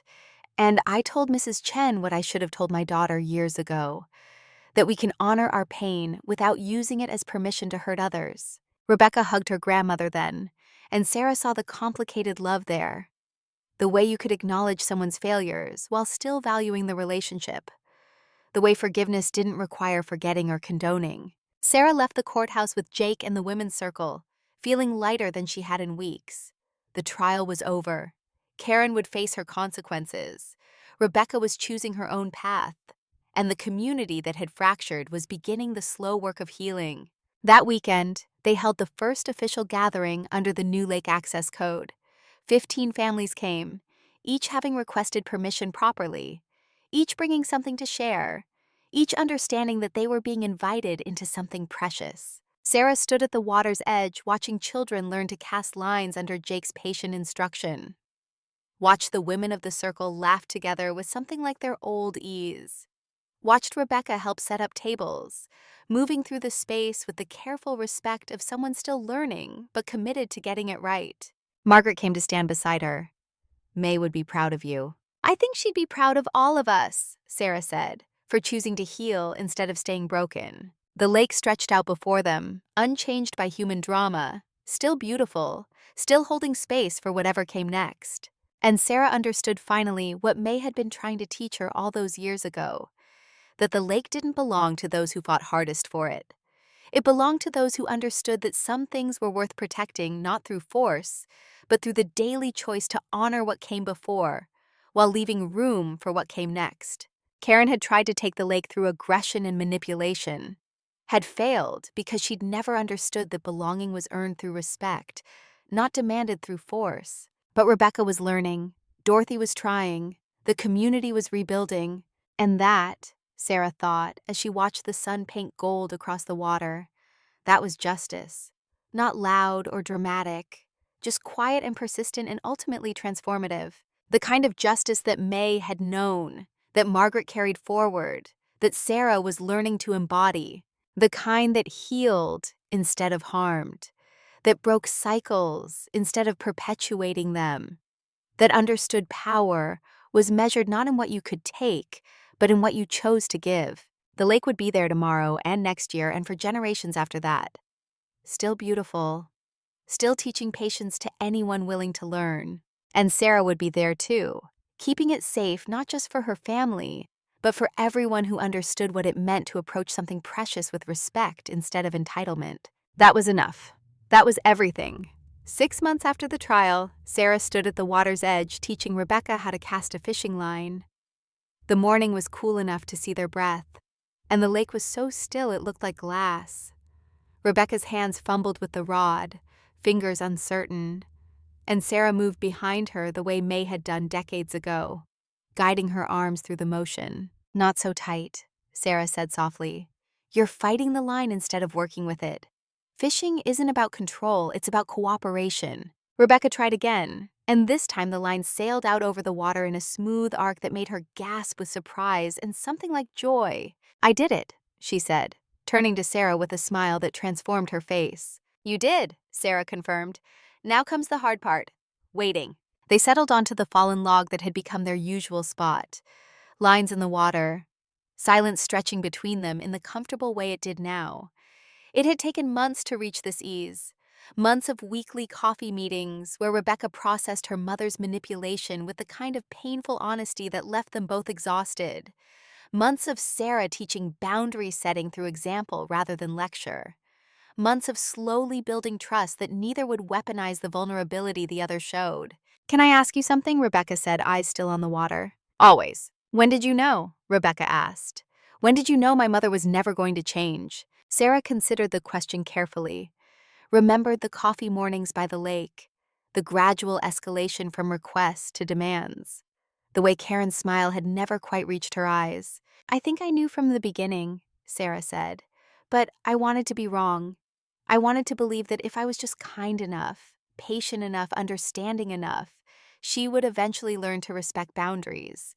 That's the trap kind people fall into, thinking our kindness can fix other people's brokenness." "But you kept trying," Rebecca said. "For too long," Sarah admitted, "and that's on me. I let my desire to believe the best in people override what my gut was telling me.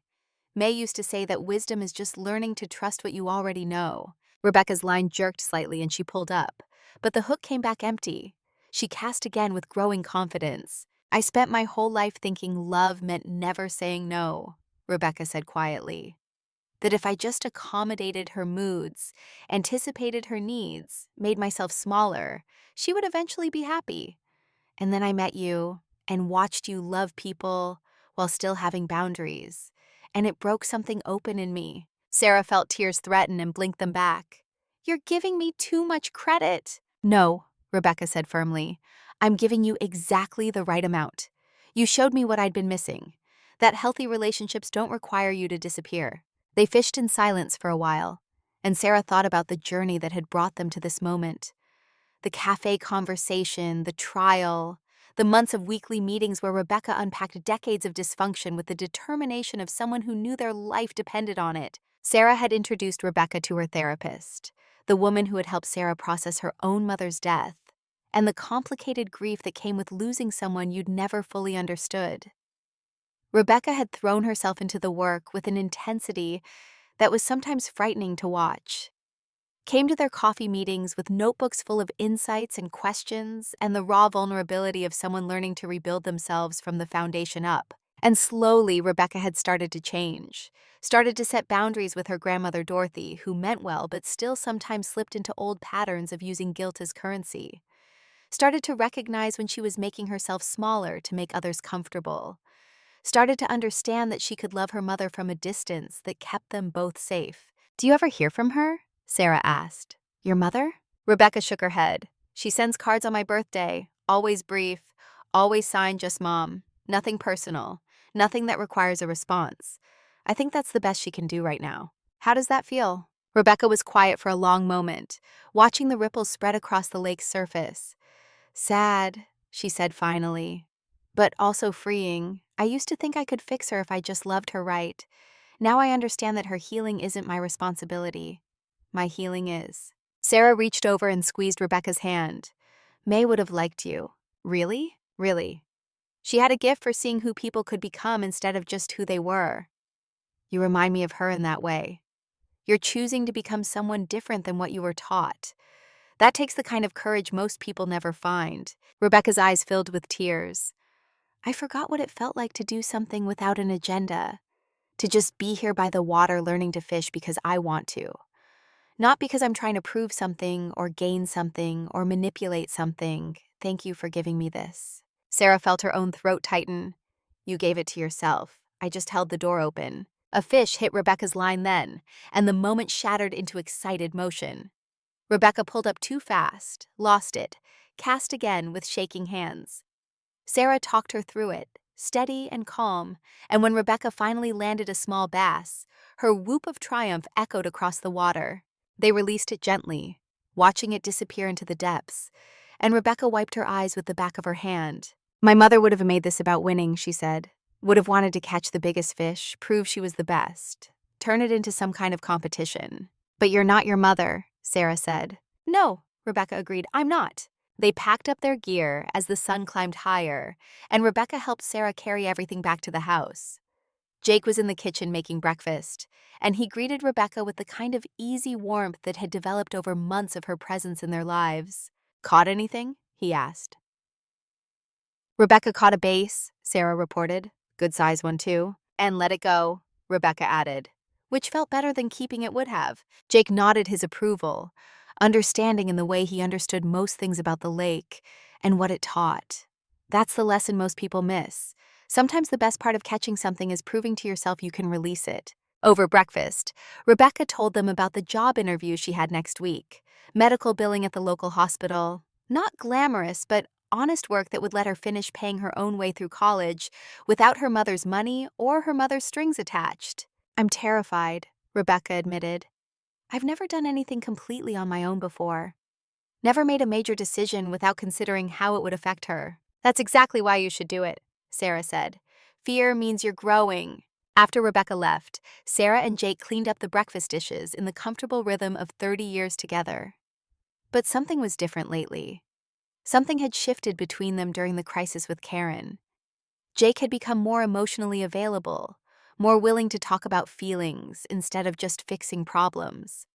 And Sarah had realized she'd been letting him hide behind his protector role instead of asking him to show up as a full partner. They'd started couples therapy a month ago, at Sarah's insistence and Jake's initial resistance.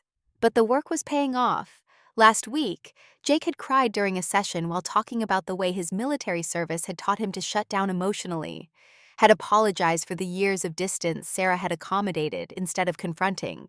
You thinking about Margaret's birthday party? Jake asked, interrupting her thoughts. Sarah smiled. I am. 80 years old deserves a celebration. She wants it at the lake, Jake said. Says May would have approved. Of course she does, Sarah replied. And she's right. Margaret's birthday fell on a Saturday, and the women's circle spent the week before preparing. They planned a potluck lunch, decorations that honored both Margaret's Chinese heritage and her decades in this community, and a surprise video compilation of Margaret's friends and neighbors, sharing what she meant to them. The gathering drew more than 50 people, families who had known Margaret for decades, newer neighbors who had been welcomed into the lake access code. Rebecca came with her grandmother Dorothy, and Sarah watched the two of them interact with the kind of boundaried affection that suggested they were both doing their own healing work. Linda approached Sarah carrying a covered dish and wearing an expression of hope mixed with residual shame. She'd been working hard over the past months to rebuild trust, showing up consistently, asking before assuming, respecting boundaries without complaint. I made May's dumpling recipe, Linda said. Margaret shared it with me last month. I hope I got it right. Sarah peeked under the cover and smiled. They look perfect. Linda hesitated, then said quietly, I know I've apologized 100 times, but I need you to know that what happened with Karen changed me. I see my own entitlement more clearly now, the way I assumed access instead of honoring invitation. I'm trying to be better. I know you are, Sarah said. And I see the work you're putting in. That counts for something. The party stretched into the afternoon, and when it came time for the cake, Margaret stood at the water's edge, surrounded by people who loved her and spoke words that made Sarah's chest ache. "Me taught me that community isn't built through grand gestures," Margaret said. "It's built through showing up, through respecting what came before, through leaving things better than you found them. This lake has been my teacher for 80 years. It taught me patience through fishing, respect through stewardship, grace through watching generations come and go while the water stays constant." She looked directly at Sarah then. "And it taught me that the hardest moments reveal who we really are. 6 months ago, this community fractured, but we chose to heal instead of staying broken. That's the lesson I hope we all carry forward." The applause was genuine, and Sarah felt Jake's arm around her waist, pulling her close. They'd weathered this storm together, had learned things about themselves and each other that might have stayed hidden in easier times. That night, after everyone had left and they were cleaning up the last of the dishes, Sarah found an envelope tucked under one of the serving platters. Her name in handwriting she recognized. Karen's handwriting. Her hand shook slightly as she opened it.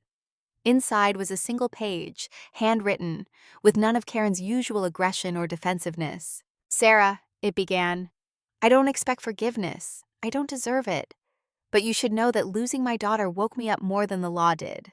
I'm in therapy now, real therapy, not court-mandated performance, working on understanding why I needed to control so badly, why I couldn't receive kindness without turning it into a weapon, why I taught my daughter that taking was strength, when giving is so much harder and braver. Thank you for not punishing Rebecca for my mistakes. Thank you for showing her what healthy boundaries look like. I may never get her back, but knowing she has someone modeling real strength makes the loss bearable. I won't contact you again. But I needed you to know that your grace, even in refusing me access, taught me more than my anger ever could. Karen." Sarah read it twice, felt the complexity of emotions that came with witnessing someone's genuine reckoning. She didn't feel triumph, didn't feel vindication, just a deep sadness for the years Karen had wasted on anger and the relationship with her daughter that might never fully heal. She showed the letter to Jake, who read it silently, and then looked at Sarah with understanding in his eyes. "You going to respond?" he asked. Sarah thought about it, thought about all the ways she could respond, with encouragement or boundaries or silence. Finally, she shook her head. "No," she said, "she won't contact me again. I'm going to honor that. Some distances are healthier maintained." That's wisdom," Jake said. The weeks turned into months, and the lake settled into new rhythms. The lake access code worked beautifully, creating structure without rigidity, boundaries without exclusion. Families who came treated the space with reverence. Children learned not just to fish, but why the learning mattered. The women's circle expanded to include younger women, who brought fresh energy while honoring established traditions. And Rebecca continued to grow. She got the hospital job and threw herself into it with the kind of dedication that came from finally doing something purely for herself. She moved into her own apartment, small but hers, decorated without considering anyone else's opinion. She started dating someone kind who respected her boundaries. And when Sarah met him, she approved in the quiet way that meant more than effusive praise. Then came Rebecca's college graduation. She'd been taking classes part-time for 6 years, and finishing her degree felt like crossing a finish line she'd never been sure she'd reach. When the invitation arrived, Sarah held it for a long moment, feeling the weight of what it meant to be included in this milestone. "Will you come?" Rebecca had asked during their weekly coffee. "Not as family. As someone who helped me believe I could finish." "Of course," Sarah had said. "We wouldn't miss it." The ceremony was outdoors on a warm May afternoon. Sarah and Jake sat with Dorothy in the section reserved for family.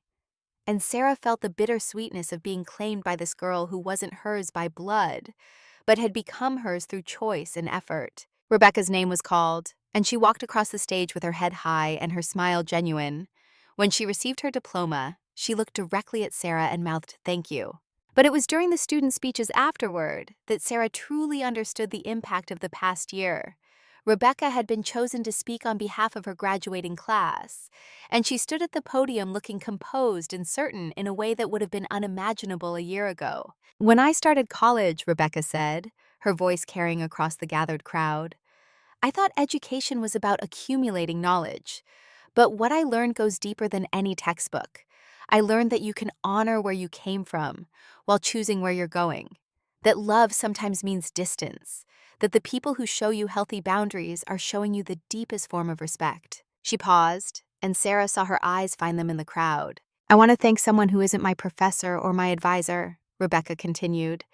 "Someone who showed me that strength isn't about never bending. It's about knowing when to hold firm and when to offer grace. That healthy relationships don't require you to disappear. That you can be kind and have boundaries. That forgiveness doesn't always mean reconciliation. To the woman who taught me these things, not through lectures but through example, thank you. You helped me learn that who my mother is doesn't have to determine who I become." Sarah felt tears streaming down her face and didn't bother to wipe them away. Jake reached for her hand, and Dorothy leaned over and whispered, "Thank you for loving my granddaughter when we couldn't." After the ceremony, they found Rebecca in the crowd of celebrating graduates. She hugged Sarah tightly, and Sarah held her the way she wished someone had held her at that age, with affirmation and pride and the kind of love that didn't need to possess to be real. "You did it," Sarah said, "all on your own." "Not all on my own," Rebecca corrected. "But I did the work. That's the difference." As they were preparing to leave, Sarah noticed a figure standing at the edge of the crowd, keeping distance but present. Karen, dressed simply, holding a small bouquet of flowers but making no move to approach. Sarah's first instinct was to leave immediately, but something made her pause, made her watch as Karen placed the flowers on a table with other gifts, attached a small card, and walked away without trying to make contact. After Karen disappeared into the parking lot, Sarah moved to the table and looked at the card. It read simply, "I'm proud of you, even if I don't get to say it to your face, Mom." Sarah felt something shift in her chest. Not forgiveness exactly, more like recognition. That Karen was doing her own work, maintaining the distance Rebecca needed while still marking the moment. That sometimes the most loving thing a parent could do was respect their child's boundaries, even when it hurt. She didn't tell Rebecca about the flowers immediately. Let the girl have her day of celebration, without the complication of her mother's presence. But later, when they were having dinner at a small Italian restaurant, Sarah mentioned it. "She was there," Sarah said. "Your mother. She stayed back, didn't try to approach, but she left you flowers." Rebecca's face went through a series of emotions: surprise, hurt, something that might have been hope carefully contained. "Did she leave a note?" Rebecca asked. Sarah showed her the photo she'd taken on her phone. Rebecca read it, eyes filling with tears. "That's the best she can do right now," Rebecca said. "And maybe that's okay. Maybe I can accept that she's trying, even if we're not ready to be in each other's lives." "That's very mature," Dorothy said quietly. "More mature than I was at your age. More mature than I taught your mother to be." "We're all learning," Rebecca said. "At different speeds, in different ways. But we're learning." The conversation moved to lighter topics, and by the time they said their goodbyes in the parking lot, Rebecca seemed settled again, grateful for the celebration without being undone by her mother's peripheral presence. Driving home, Sarah leaned her head against the window and watched the landscape blur past. Jake drove in comfortable silence, understanding without needing explanation that she was processing. "You okay?" he asked finally. "I think I am," Sarah said. "I saw Karen today. The way she stayed back. The way she respected Rebecca's boundaries even though you could tell it cost her. And I felt something I didn't expect." "What?" "Sadness," Sarah said. "Not anger, not triumph. Just sadness that it had to come to this. That she had to lose her daughter to start learning how to be someone worth having in your life." "That's grace," Jake said. "Being able to feel compassion for someone who hurt you without letting them hurt you again." "When did you become so wise?" Sarah asked with a small smile. "Therapy," Jake admitted. "Turns out talking about your feelings actually helps." "Who knew?" Sarah laughed, felt the tension ease out of her shoulders. They drove the rest of the way in comfortable silence, and when they pulled into their driveway, Sarah could see the lake through the trees, silver in the evening light. Margaret's lights were on in her house, and Sarah thought about calling her, sharing the news of Rebecca's graduation and Karen's distant presence.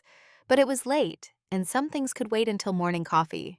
Inside, Jake made tea while Sarah changed into comfortable clothes. They sat together on the back porch, listening to the night sounds of the lake, and Sarah felt grateful for this life they'd built, for the community they were part of, for the hard lessons learned and the growth that came from them. "You know what May used to say?" Sarah said. "About the lake?" "What?" "That it doesn't belong to us. We just belong to it. We're keepers for the next generation." "And you're doing that," Jake said. "Keeping it, passing on the wisdom, teaching Rebecca what May taught you." Sarah thought about that, thought about the chain of wisdom passing through generations. May to Sarah, Sarah to Rebecca, and someday maybe Rebecca to someone else who needed to learn that strength and grace could coexist. The next Saturday, Sarah invited Rebecca to lead the grandmother's fishing lessons for the first time. Rebecca was nervous, hands shaking as she helped children as young as 6 learn to cast their first lines. But Sarah stood back and watched her find her rhythm, watched her use the same patient voice Sarah had used with her, watched her teach not just technique but respect. One little girl, maybe 7 years old, caught her first fish and immediately wanted to keep it.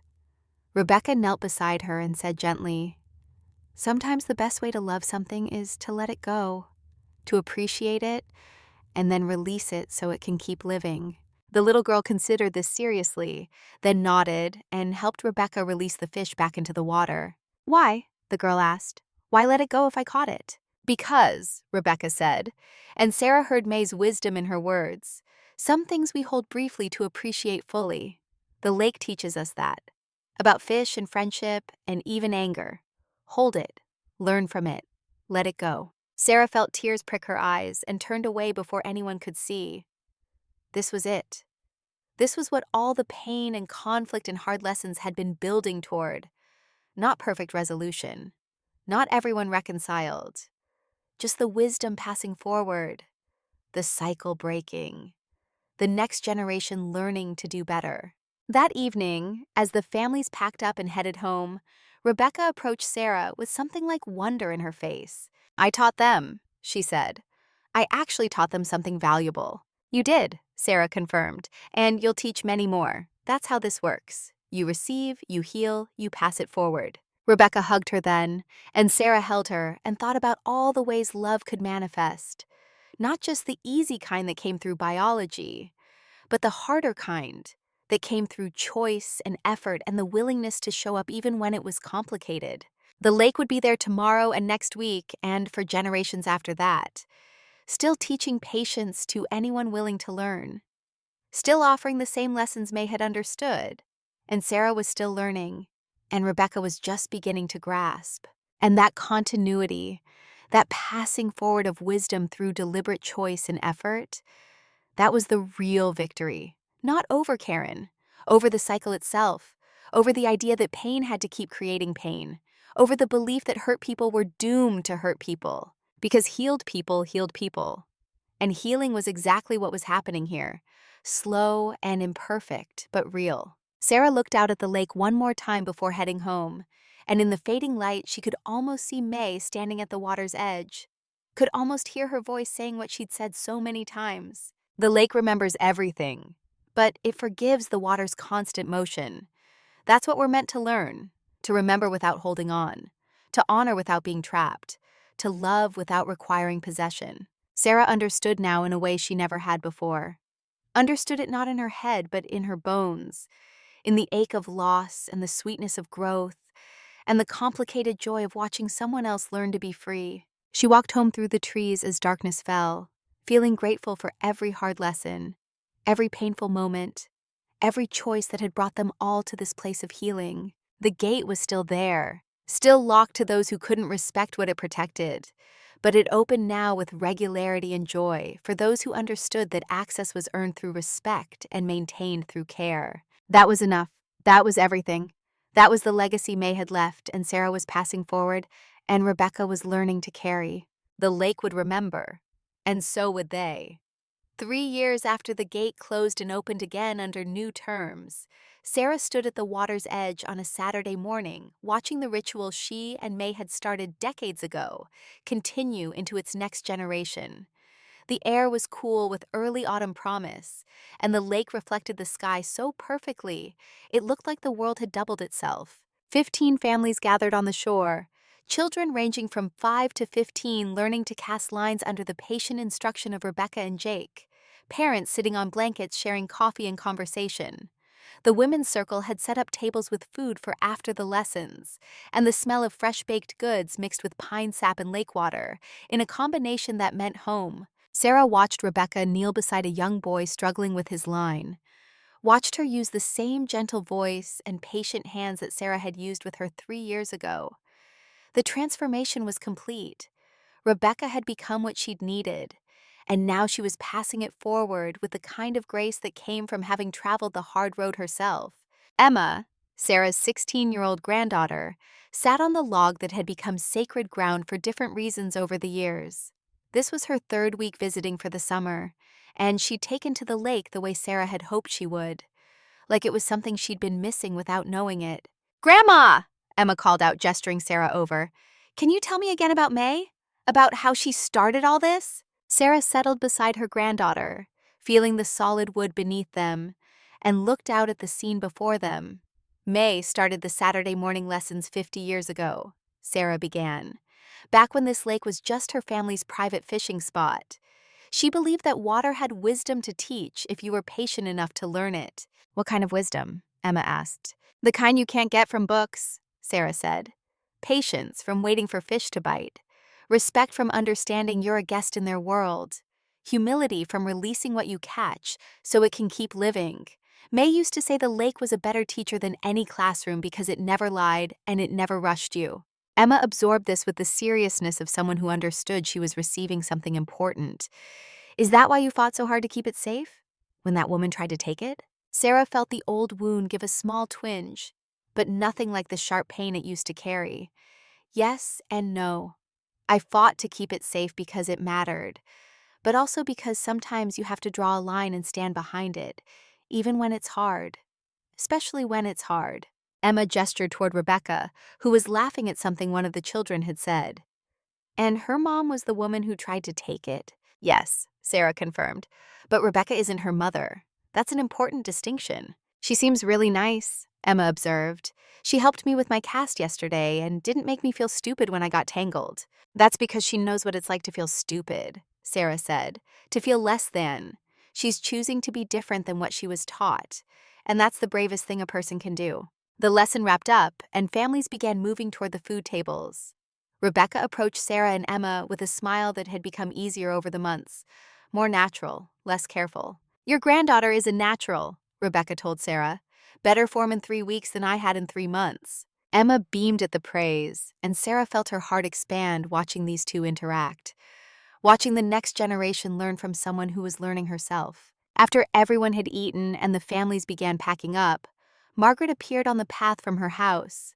She moved slower now at 81, but her eyes were as sharp as ever, and her presence still commanded respect without demanding it. "Beautiful morning," Margaret said, settling into the chair Jake had brought down for her earlier. May would have loved seeing this. All these children learning what she taught us. "I wish she could have met Rebecca," Sarah said. "I think they would have understood each other." Margaret looked at Rebecca, who was helping a mother load fishing gear into her car. They would have. May always saw who people could become instead of just who they were. Rebecca is living proof that cycles can break. The women's circle gathered that afternoon for their monthly meeting, and this one carried special weight. It was exactly 3 years since the morning Karen had brought her fishing party. 3 years since the community had fractured and then chosen to heal. Linda brought flowers, and Susan had baked May's dumpling recipe that had become a circle tradition. Patricia and Diane arrived together, and the newer members who had joined over the past years brought the energy of people still learning but committed to getting it right. They sat in Sarah's living room with tea and dumplings, and the comfortable ease of women who had weathered storms together. "I want to say something," Linda began, and her voice carried the weight of 3 years of consistent showing up. 3 years ago, I made a choice that could have destroyed what we'd built. I believed lies because they were easier than confronting a friend. And you all gave me the chance to rebuild trust through action instead of just words. That gift changed my life. We all made mistakes," Susan added. But this circle taught me that mistakes don't have to be the end. They can be the beginning if you're willing to do the work. Sarah listened to each woman speak, heard the authentic ownership of their choices, and the genuine commitment to doing better, and felt grateful for the complexity of it. For the way healing wasn't simple or linear, but was possible if people chose it. Her phone buzzed with a text during a lull in conversation. Rebecca, can we talk soon? Something happened. Sarah's stomach tightened reflexively, old habits of worry surfacing. She excused herself and called Rebecca from the kitchen. What happened? Sarah asked when Rebecca answered. Are you okay?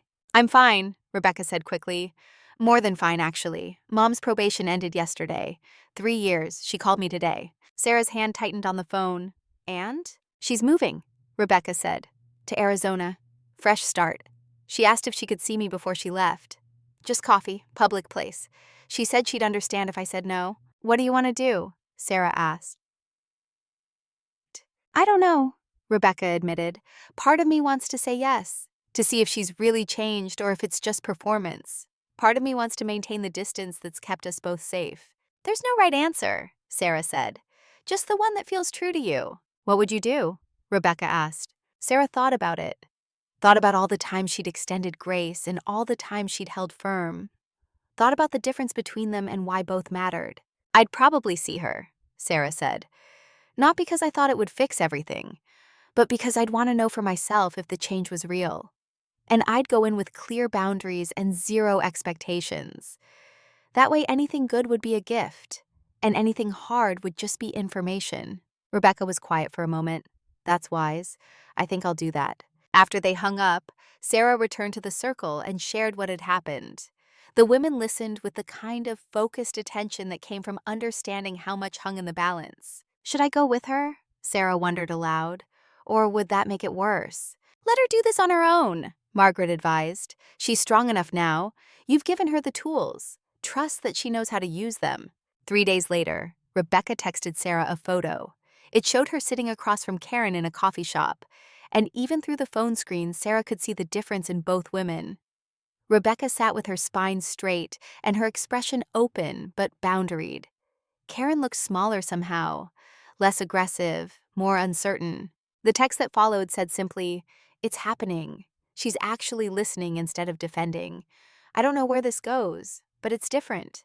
Thank you for teaching me I could do hard things." Sarah showed the message to Jake that evening. They were sitting on the back porch watching the sunset over the lake, and the light painted everything gold. That girl has come so far, Jake said, from terrified to brave in 3 years. With the right support, Sarah said, with people willing to model what healthy looks like. You did that, Jake said. You gave her something her own mother couldn't. We gave her something, Sarah corrected. This wasn't just me. It was Margaret and the circle and you, and even the lake itself. It took a community to help her heal. The following week, a letter arrived, handwritten on good stationery. Sarah recognized Karen's handwriting, but the tone was completely different from any communication they'd had before. Sarah, the letter began, I met with my daughter yesterday. First time in 3 years we've been in the same room. I expected her to be angry, expected accusations and recriminations. Instead, she was calm, boundaried, clear about what she could and couldn't offer. And I realized, that's you. That's your influence. You taught her what I never could. That love doesn't require disappearing. That boundaries are actually respect. That forgiveness doesn't always mean reconciliation. The letter continued for 2 pages. Karen wrote about her therapy, about unpacking 30 years of anger that had nothing to do with Sarah's lake and everything to do with her own mother's unhealed grief. She wrote about finally understanding that she'd been trying to fix her grandmother's pain by creating someone else's, about the way trauma passed through generations until someone chose to stop it. I'm moving to Arizona, Karen wrote, starting fresh somewhere I don't have history. Rebecca and I are going to try phone calls. Weekly. Boundaried. Her therapist and mine both think it's the healthiest path forward. I don't know if we'll ever have what mothers and daughters are supposed to have, but maybe we can have something honest, something that doesn't hurt. The letter ended with words Sarah read 3 times. I forgive you sounds hollow when I was the one who caused the harm, but I want you to know that I finally understand what my mother should have taught me. that some things aren't ours to take, that respect is the foundation of everything, that you can be strong without being cruel. Thank you for showing my daughter that. Thank you for refusing to let my brokenness break her. I won't contact you again unless you reach out first. But I wanted you to know that your grace, even in your firmness, saved 2 generations of women in my family. That matters more than I can say. Sarah folded the letter carefully and placed it in the drawer where she kept important things. She didn't respond immediately, needed time to process the weight of it, the genuine accountability, the recognition of harm done, the understanding that some distances were healthy to maintain. Later that week, she drafted a brief response. Karen, I appreciate your honesty and your work. I'm glad you and Rebecca are finding a path forward that serves you both. What you did caused real harm, but I see that you understand that now. I won't pretend we can be friends, but I can wish you well from a distance. That feels true to who I want to be. The lake taught me that some things we hold briefly to appreciate fully, then release so they can keep living. I'm releasing my anger at you, not because you've earned it, but because holding it was making me someone I don't want to be. I hope Arizona gives you the fresh start you need. Sarah. She mailed it without overthinking, and when Rebecca asked about it during their next coffee meeting, Sarah simply said, I told her the truth, that I'm letting go of anger while maintaining boundaries. That feels right. Rebecca hugged her tightly. That's exactly what I needed to hear, that I can forgive her without letting her back in, that those 2 things aren't contradictory. As autumn deepened into winter, and then emerged into spring again, life at the lake settled into rhythms that felt earned rather than assumed. The Saturday morning lessons continued. The lake access code functioned beautifully. The women's circle thrived with its mix of longtime members and new additions. And Rebecca continued to grow.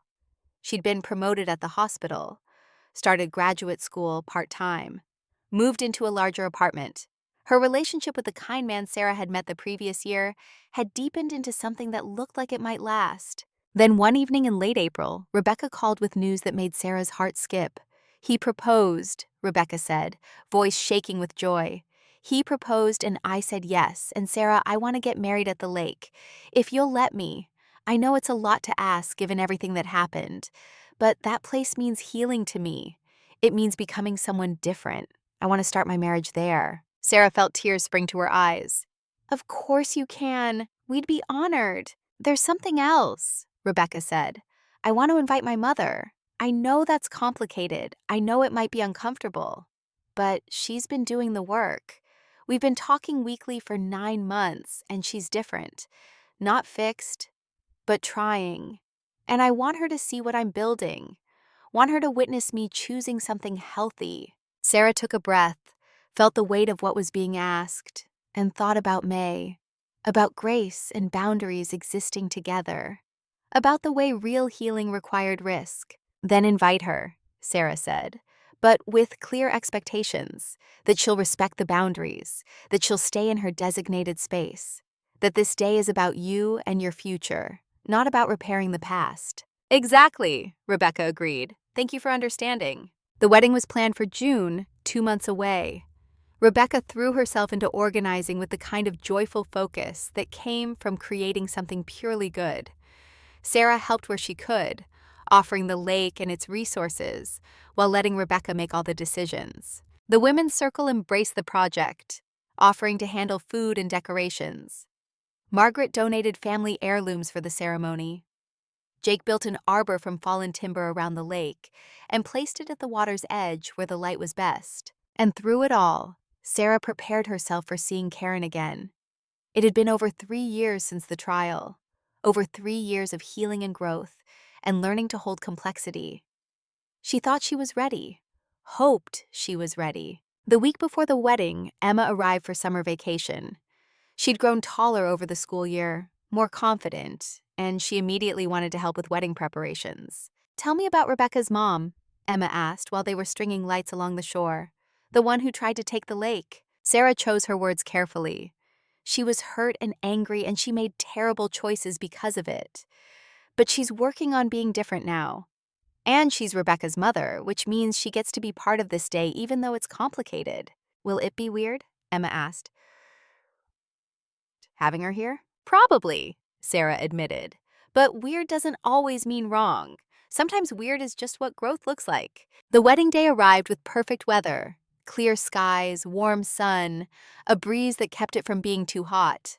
Guests began arriving early, and Sarah watched the lake fill with people who had become part of their extended community over the years. Margaret sat in the front row in a chair decorated with flowers. The women's circle members wore matching scarves Rebecca had chosen. Jake stood near the arbor looking handsome in his suit and nervously checking his watch, even though everything was running on time.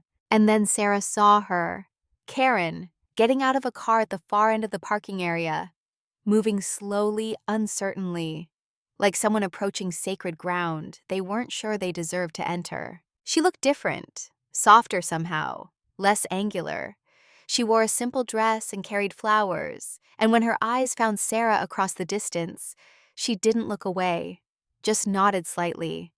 An acknowledgement, a thank you for being allowed this. Sarah nodded back, felt Jake come stand beside her, felt his solid presence anchoring her. "You okay?" he asked quietly. "I am," Sarah said. "Surprisingly, I really am." The ceremony was beautiful. Rebecca glowed as she walked down the makeshift aisle, and her groom looked at her like she was every answer he'd been searching for. They exchanged vows they'd written themselves, and Rebecca's voice shook when she said, "You taught me that love is choosing someone every day, not just once, that it's showing up when it's hard, that it's being fully yourself and inviting someone to be fully themselves beside you." Sarah glanced at Karen during this, saw tears streaming down her face, saw her hand pressed to her mouth like she was holding back sobs. And Sarah felt something unexpected. Not satisfaction at Karen's pain, but sadness that she'd missed so much of her daughter's journey, that her choices had cost her years she couldn't get back. At the reception, Rebecca sought Sarah out first, before her mother, before the other guests. She hugged Sarah tightly and whispered, "None of this happens without you. The life I'm starting today, the person I've become, you made this possible." "You made it possible," Sarah corrected. "I just showed you the door. You walked through it." Then Rebecca did something brave. She gestured for Karen to join them. And suddenly Sarah was standing face to face with the woman who had tried to destroy what she loved, who had manipulated and lied and brought fake police to intimidate her. But the woman standing before her now looked nothing like that version. This Karen was smaller, uncertain, carrying shame like a visible weight. "Thank you," Karen said quietly, "for letting me be here, for showing my daughter what I couldn't, for not punishing her for my mistakes." Sarah looked at her for a long moment, saw the genuine change, saw the work it had taken, saw the distance still necessary. "I didn't do it for you," Sarah said, keeping her voice kind but honest. "I did it for her. But I'm glad you're trying to be different. I'm glad you're doing the work." "I am," Karen said. "Every day. It's the hardest thing I've ever done, seeing clearly what I was. But it's also freed me in ways I didn't know I needed." Rebecca stood between them, and Sarah saw her eyes fill with tears. "This is what I needed," Rebecca said. "Not reconciliation exactly, just acknowledgement. Truth between all of us." Karen looked at Sarah one more time. "You could have destroyed her to punish me. You could have turned her against me completely. Instead, you taught her that she could love me from a distance that kept us both safe. That's a gift I don't deserve, but I'm grateful for anyway." "We teach what we need to learn," Sarah said. "May taught me that. I'm still learning it." They didn't hug, didn't pretend to be friends, but they nodded at each other with the understanding of people who had traveled different paths to the same realization. That healing was possible, that change was possible, that grace and boundaries could coexist. Karen stayed for another hour, respectfully distant, then said her goodbyes and left. Rebecca watched her go with complicated emotions playing across her face. "How do you feel?" Sarah asked. "Sad," Rebecca said, "but also hopeful. She's trying. That's more than I thought I'd ever get." As evening fell and the reception continued, Emma found Sarah at the water's edge, watching the sun paint the lake in shades of gold and pink. "That was intense," Emma observed, seeing her here, the woman who tried to take all this. "It was," Sarah agreed, "but also necessary." Rebecca needed to prove to herself that she could include her mother in her joy without letting her mother control it. That's growth. Do you think Karen's really changed? Emma asked. Sarah considered the question. I think she's trying to change. I think she understands what she did was wrong. Whether that sticks or whether it's just temporary, I don't know. But trying matters. Effort counts. They stood together in companionable silence, 3 generations of wisdom passing between them without words. Then Emma said, Grandma, can we do something tomorrow? Can you take me to where you and May used to fish? I want to see it. Want to hear the stories. Sarah felt her throat tighten. I'd love that. The next morning, Sarah and Emma walked to the spot where May had taught Sarah everything that mattered. The fallen log was still there, weathered by decades but solid. They sat together with fishing rods and watched the water reflect the early morning sky. May used to say the lake remembers everything, Sarah began. Every person who's fished here, every lesson taught, every mistake made and forgiven. She said water has memory longer than human lifetimes. Do you believe that? Emma asked. I believe places hold what we pour into them, Sarah said. This lake holds 3 generations of our family's love and care. It holds May's wisdom and my attempts to honor it. And now it holds your presence too. That matters. Emma cast her line with the improved form Rebecca had taught her. Tell me about the gate. About when you had to lock it. Sarah told the story honestly. About Karen's escalation. About the fake cops and the real ones. About Rebecca's choice and the community's fracture and the slow work of healing. She didn't make herself the hero or Karen the villain, just told the truth of it. And you forgave her? Emma asked. Even after all that? I forgave her enough to let go of my anger, Sarah said. But I didn't forget, and I didn't let her back in. Forgiveness doesn't require reconciliation. That's something I learned through all this. They fished in silence for a while. And then Emma said something that made Sarah's eyes fill with tears. When I have kids someday, I want to bring them here. Want to teach them what you taught me. Want them to know about May and the lake, and how important it is to respect what matters. Sarah reached over and squeezed her granddaughter's hand. That's exactly what May hoped for. That the wisdom would keep passing forward. That each generation would choose to honor what came before, while making it their own. Emma caught a small base then, and Sarah talked her through releasing it gently. Watched her granddaughter's face as she understood the lesson in letting go. On the 3-year anniversary of the gate incident, the community gathered for a special ceremony. Sarah and Jake had commissioned a young oak tree and a bronze plaque. They planted it together at the entrance to the lake, and Margaret stood beside them reading the words they'd chosen. May Chen Memorial Oak. She taught us, respect given returns as peace received, honor what matters, hold what you love with open hands, pass forward what you've learned. Rebecca was there with her new husband. The women's circle stood together. Families who used the lake under the new code brought flowers. And Emma helped shovel dirt around the tree's roots, connecting herself to the tradition in a physical way. Patricia spoke for the community. This tree will grow here for generations. Our children's children will see it and ask about May, about Sarah, about the hard lessons learned and the grace given, about how a community chose healing over bitterness. Linda added her voice. We almost lost this through entitlement and manipulation. We got it back through boundaries and patience. That's a lesson worth remembering. As the sun began to set, Rebecca stood and read a poem she'd written. Her voice was clear and strong. The lake remembers what we've forgotten. That water flows around obstacles instead of breaking against them. That some things held too tight slip through our fingers. That release and love are not opposites. That respect is the language everything understands. That we are keepers, not owners. That wisdom passes through open hands and quiet mornings. That justice doesn't always shout. Sometimes it whispers. Sometimes it just holds space for what needs to grow. The gathered people stood in silence for a moment after she finished. Then Margaret began to clap, and everyone joined until the sound echoed across the water. That evening, Sarah and Jake sat on their back porch watching the lake in the fading light. 3 years since the crisis. 3 years of healing and growth and learning to hold complexity. You know what I realized today? Sarah said. During the tree planting? What? That May was right all along.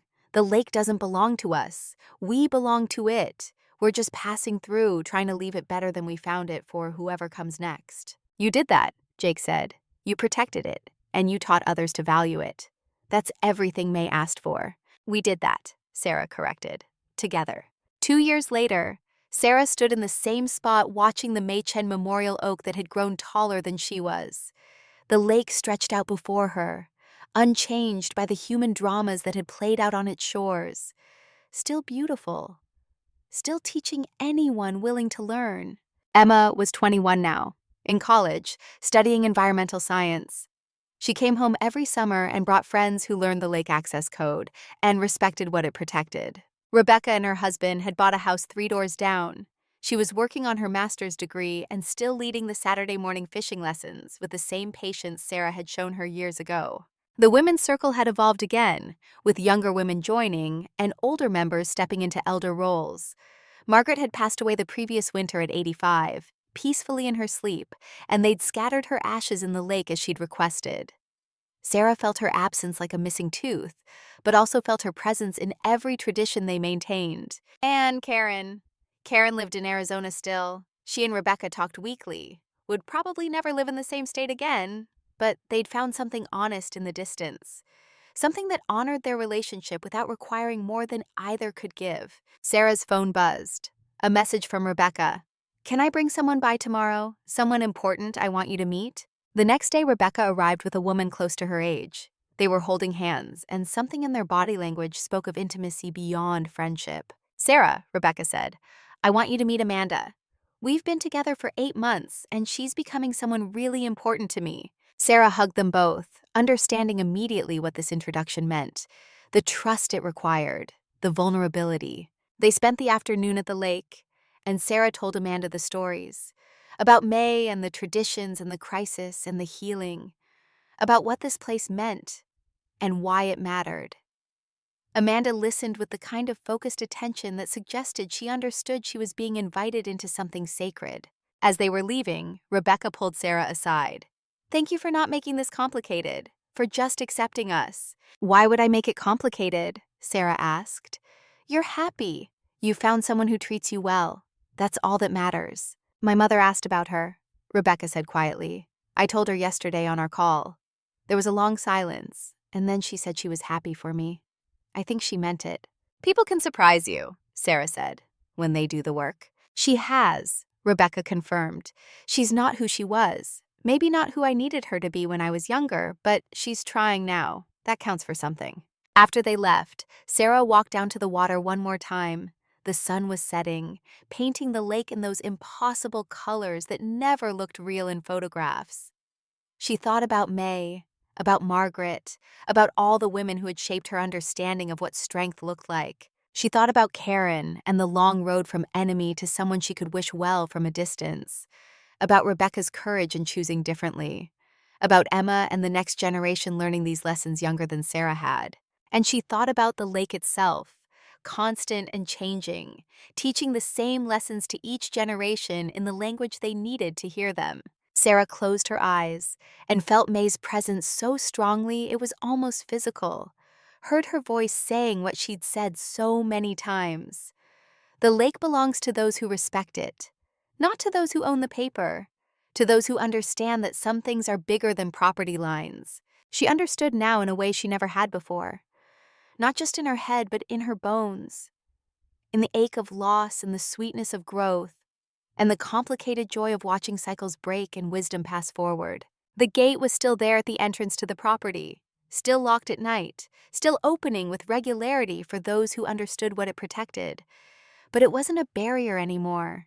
It was a threshold, a reminder, a symbol of boundaries held with grace. Sarah walked back to the house as darkness fell, feeling grateful for every hard lesson, every painful moment, every choice that had brought them all to this place of healing. The lake would be there tomorrow and next year and for generations after that, still teaching patience to anyone willing to learn, still offering the same wisdom May had understood, and Sarah was still learning, and Rebecca was passing forward, and Emma was beginning to grasp. And that continuity, that passing forward of wisdom through deliberate choice and effort, that was the real victory. Not over Karen, over the cycle itself, over the idea that pain had to keep creating pain, over the belief that hurt people were doomed to hurt people. Because healed people. And healing was exactly what had happened here. Slow and imperfect, but real. Sarah looked out at the lake one more time before going inside. In the fading light, she could almost see all of them. May standing at the water's edge, Margaret laughing on the shore, Rebecca teaching children to cast, Emma learning to release what she caught, even Karen, distant but trying, carrying her own hard-won wisdom. The lake remembered them all, held their stories in its depths, would keep holding them long after they were gone, teaching the same lessons to whoever came next with enough respect to listen. That was enough. That was everything. That was the legacy May had left, and Sarah had protected, and Rebecca had learned to carry, and Emma would pass forward. The lake would remember, the wisdom would continue, the healing would ripple outward in ways they might never fully know. And somewhere in that continuity, in that passing forward of love and boundaries and grace, justice had been served, not loudly, not dramatically, just quietly and persistently and ultimately transformatively. The kind of justice that lasted, the kind that changed everything by changing people first. The kind May had always known, that Margaret had embodied, that Sarah had learned to practice. The kind that whispered instead of shouting, that held space instead of taking it, that understood power was measured not in what you could control, but in what you chose to honor. Sarah went inside to where Jake was making dinner, and she kissed him, and felt grateful for this life they'd built together, for the community they were part of, for the hard lessons learned and the growth that came from them. The gate would open again tomorrow morning. Families would come, children would learn, the traditions would continue, and the lake would be there, still beautiful, still teaching, still remembering everything that mattered. That was enough. That was everything. That was home.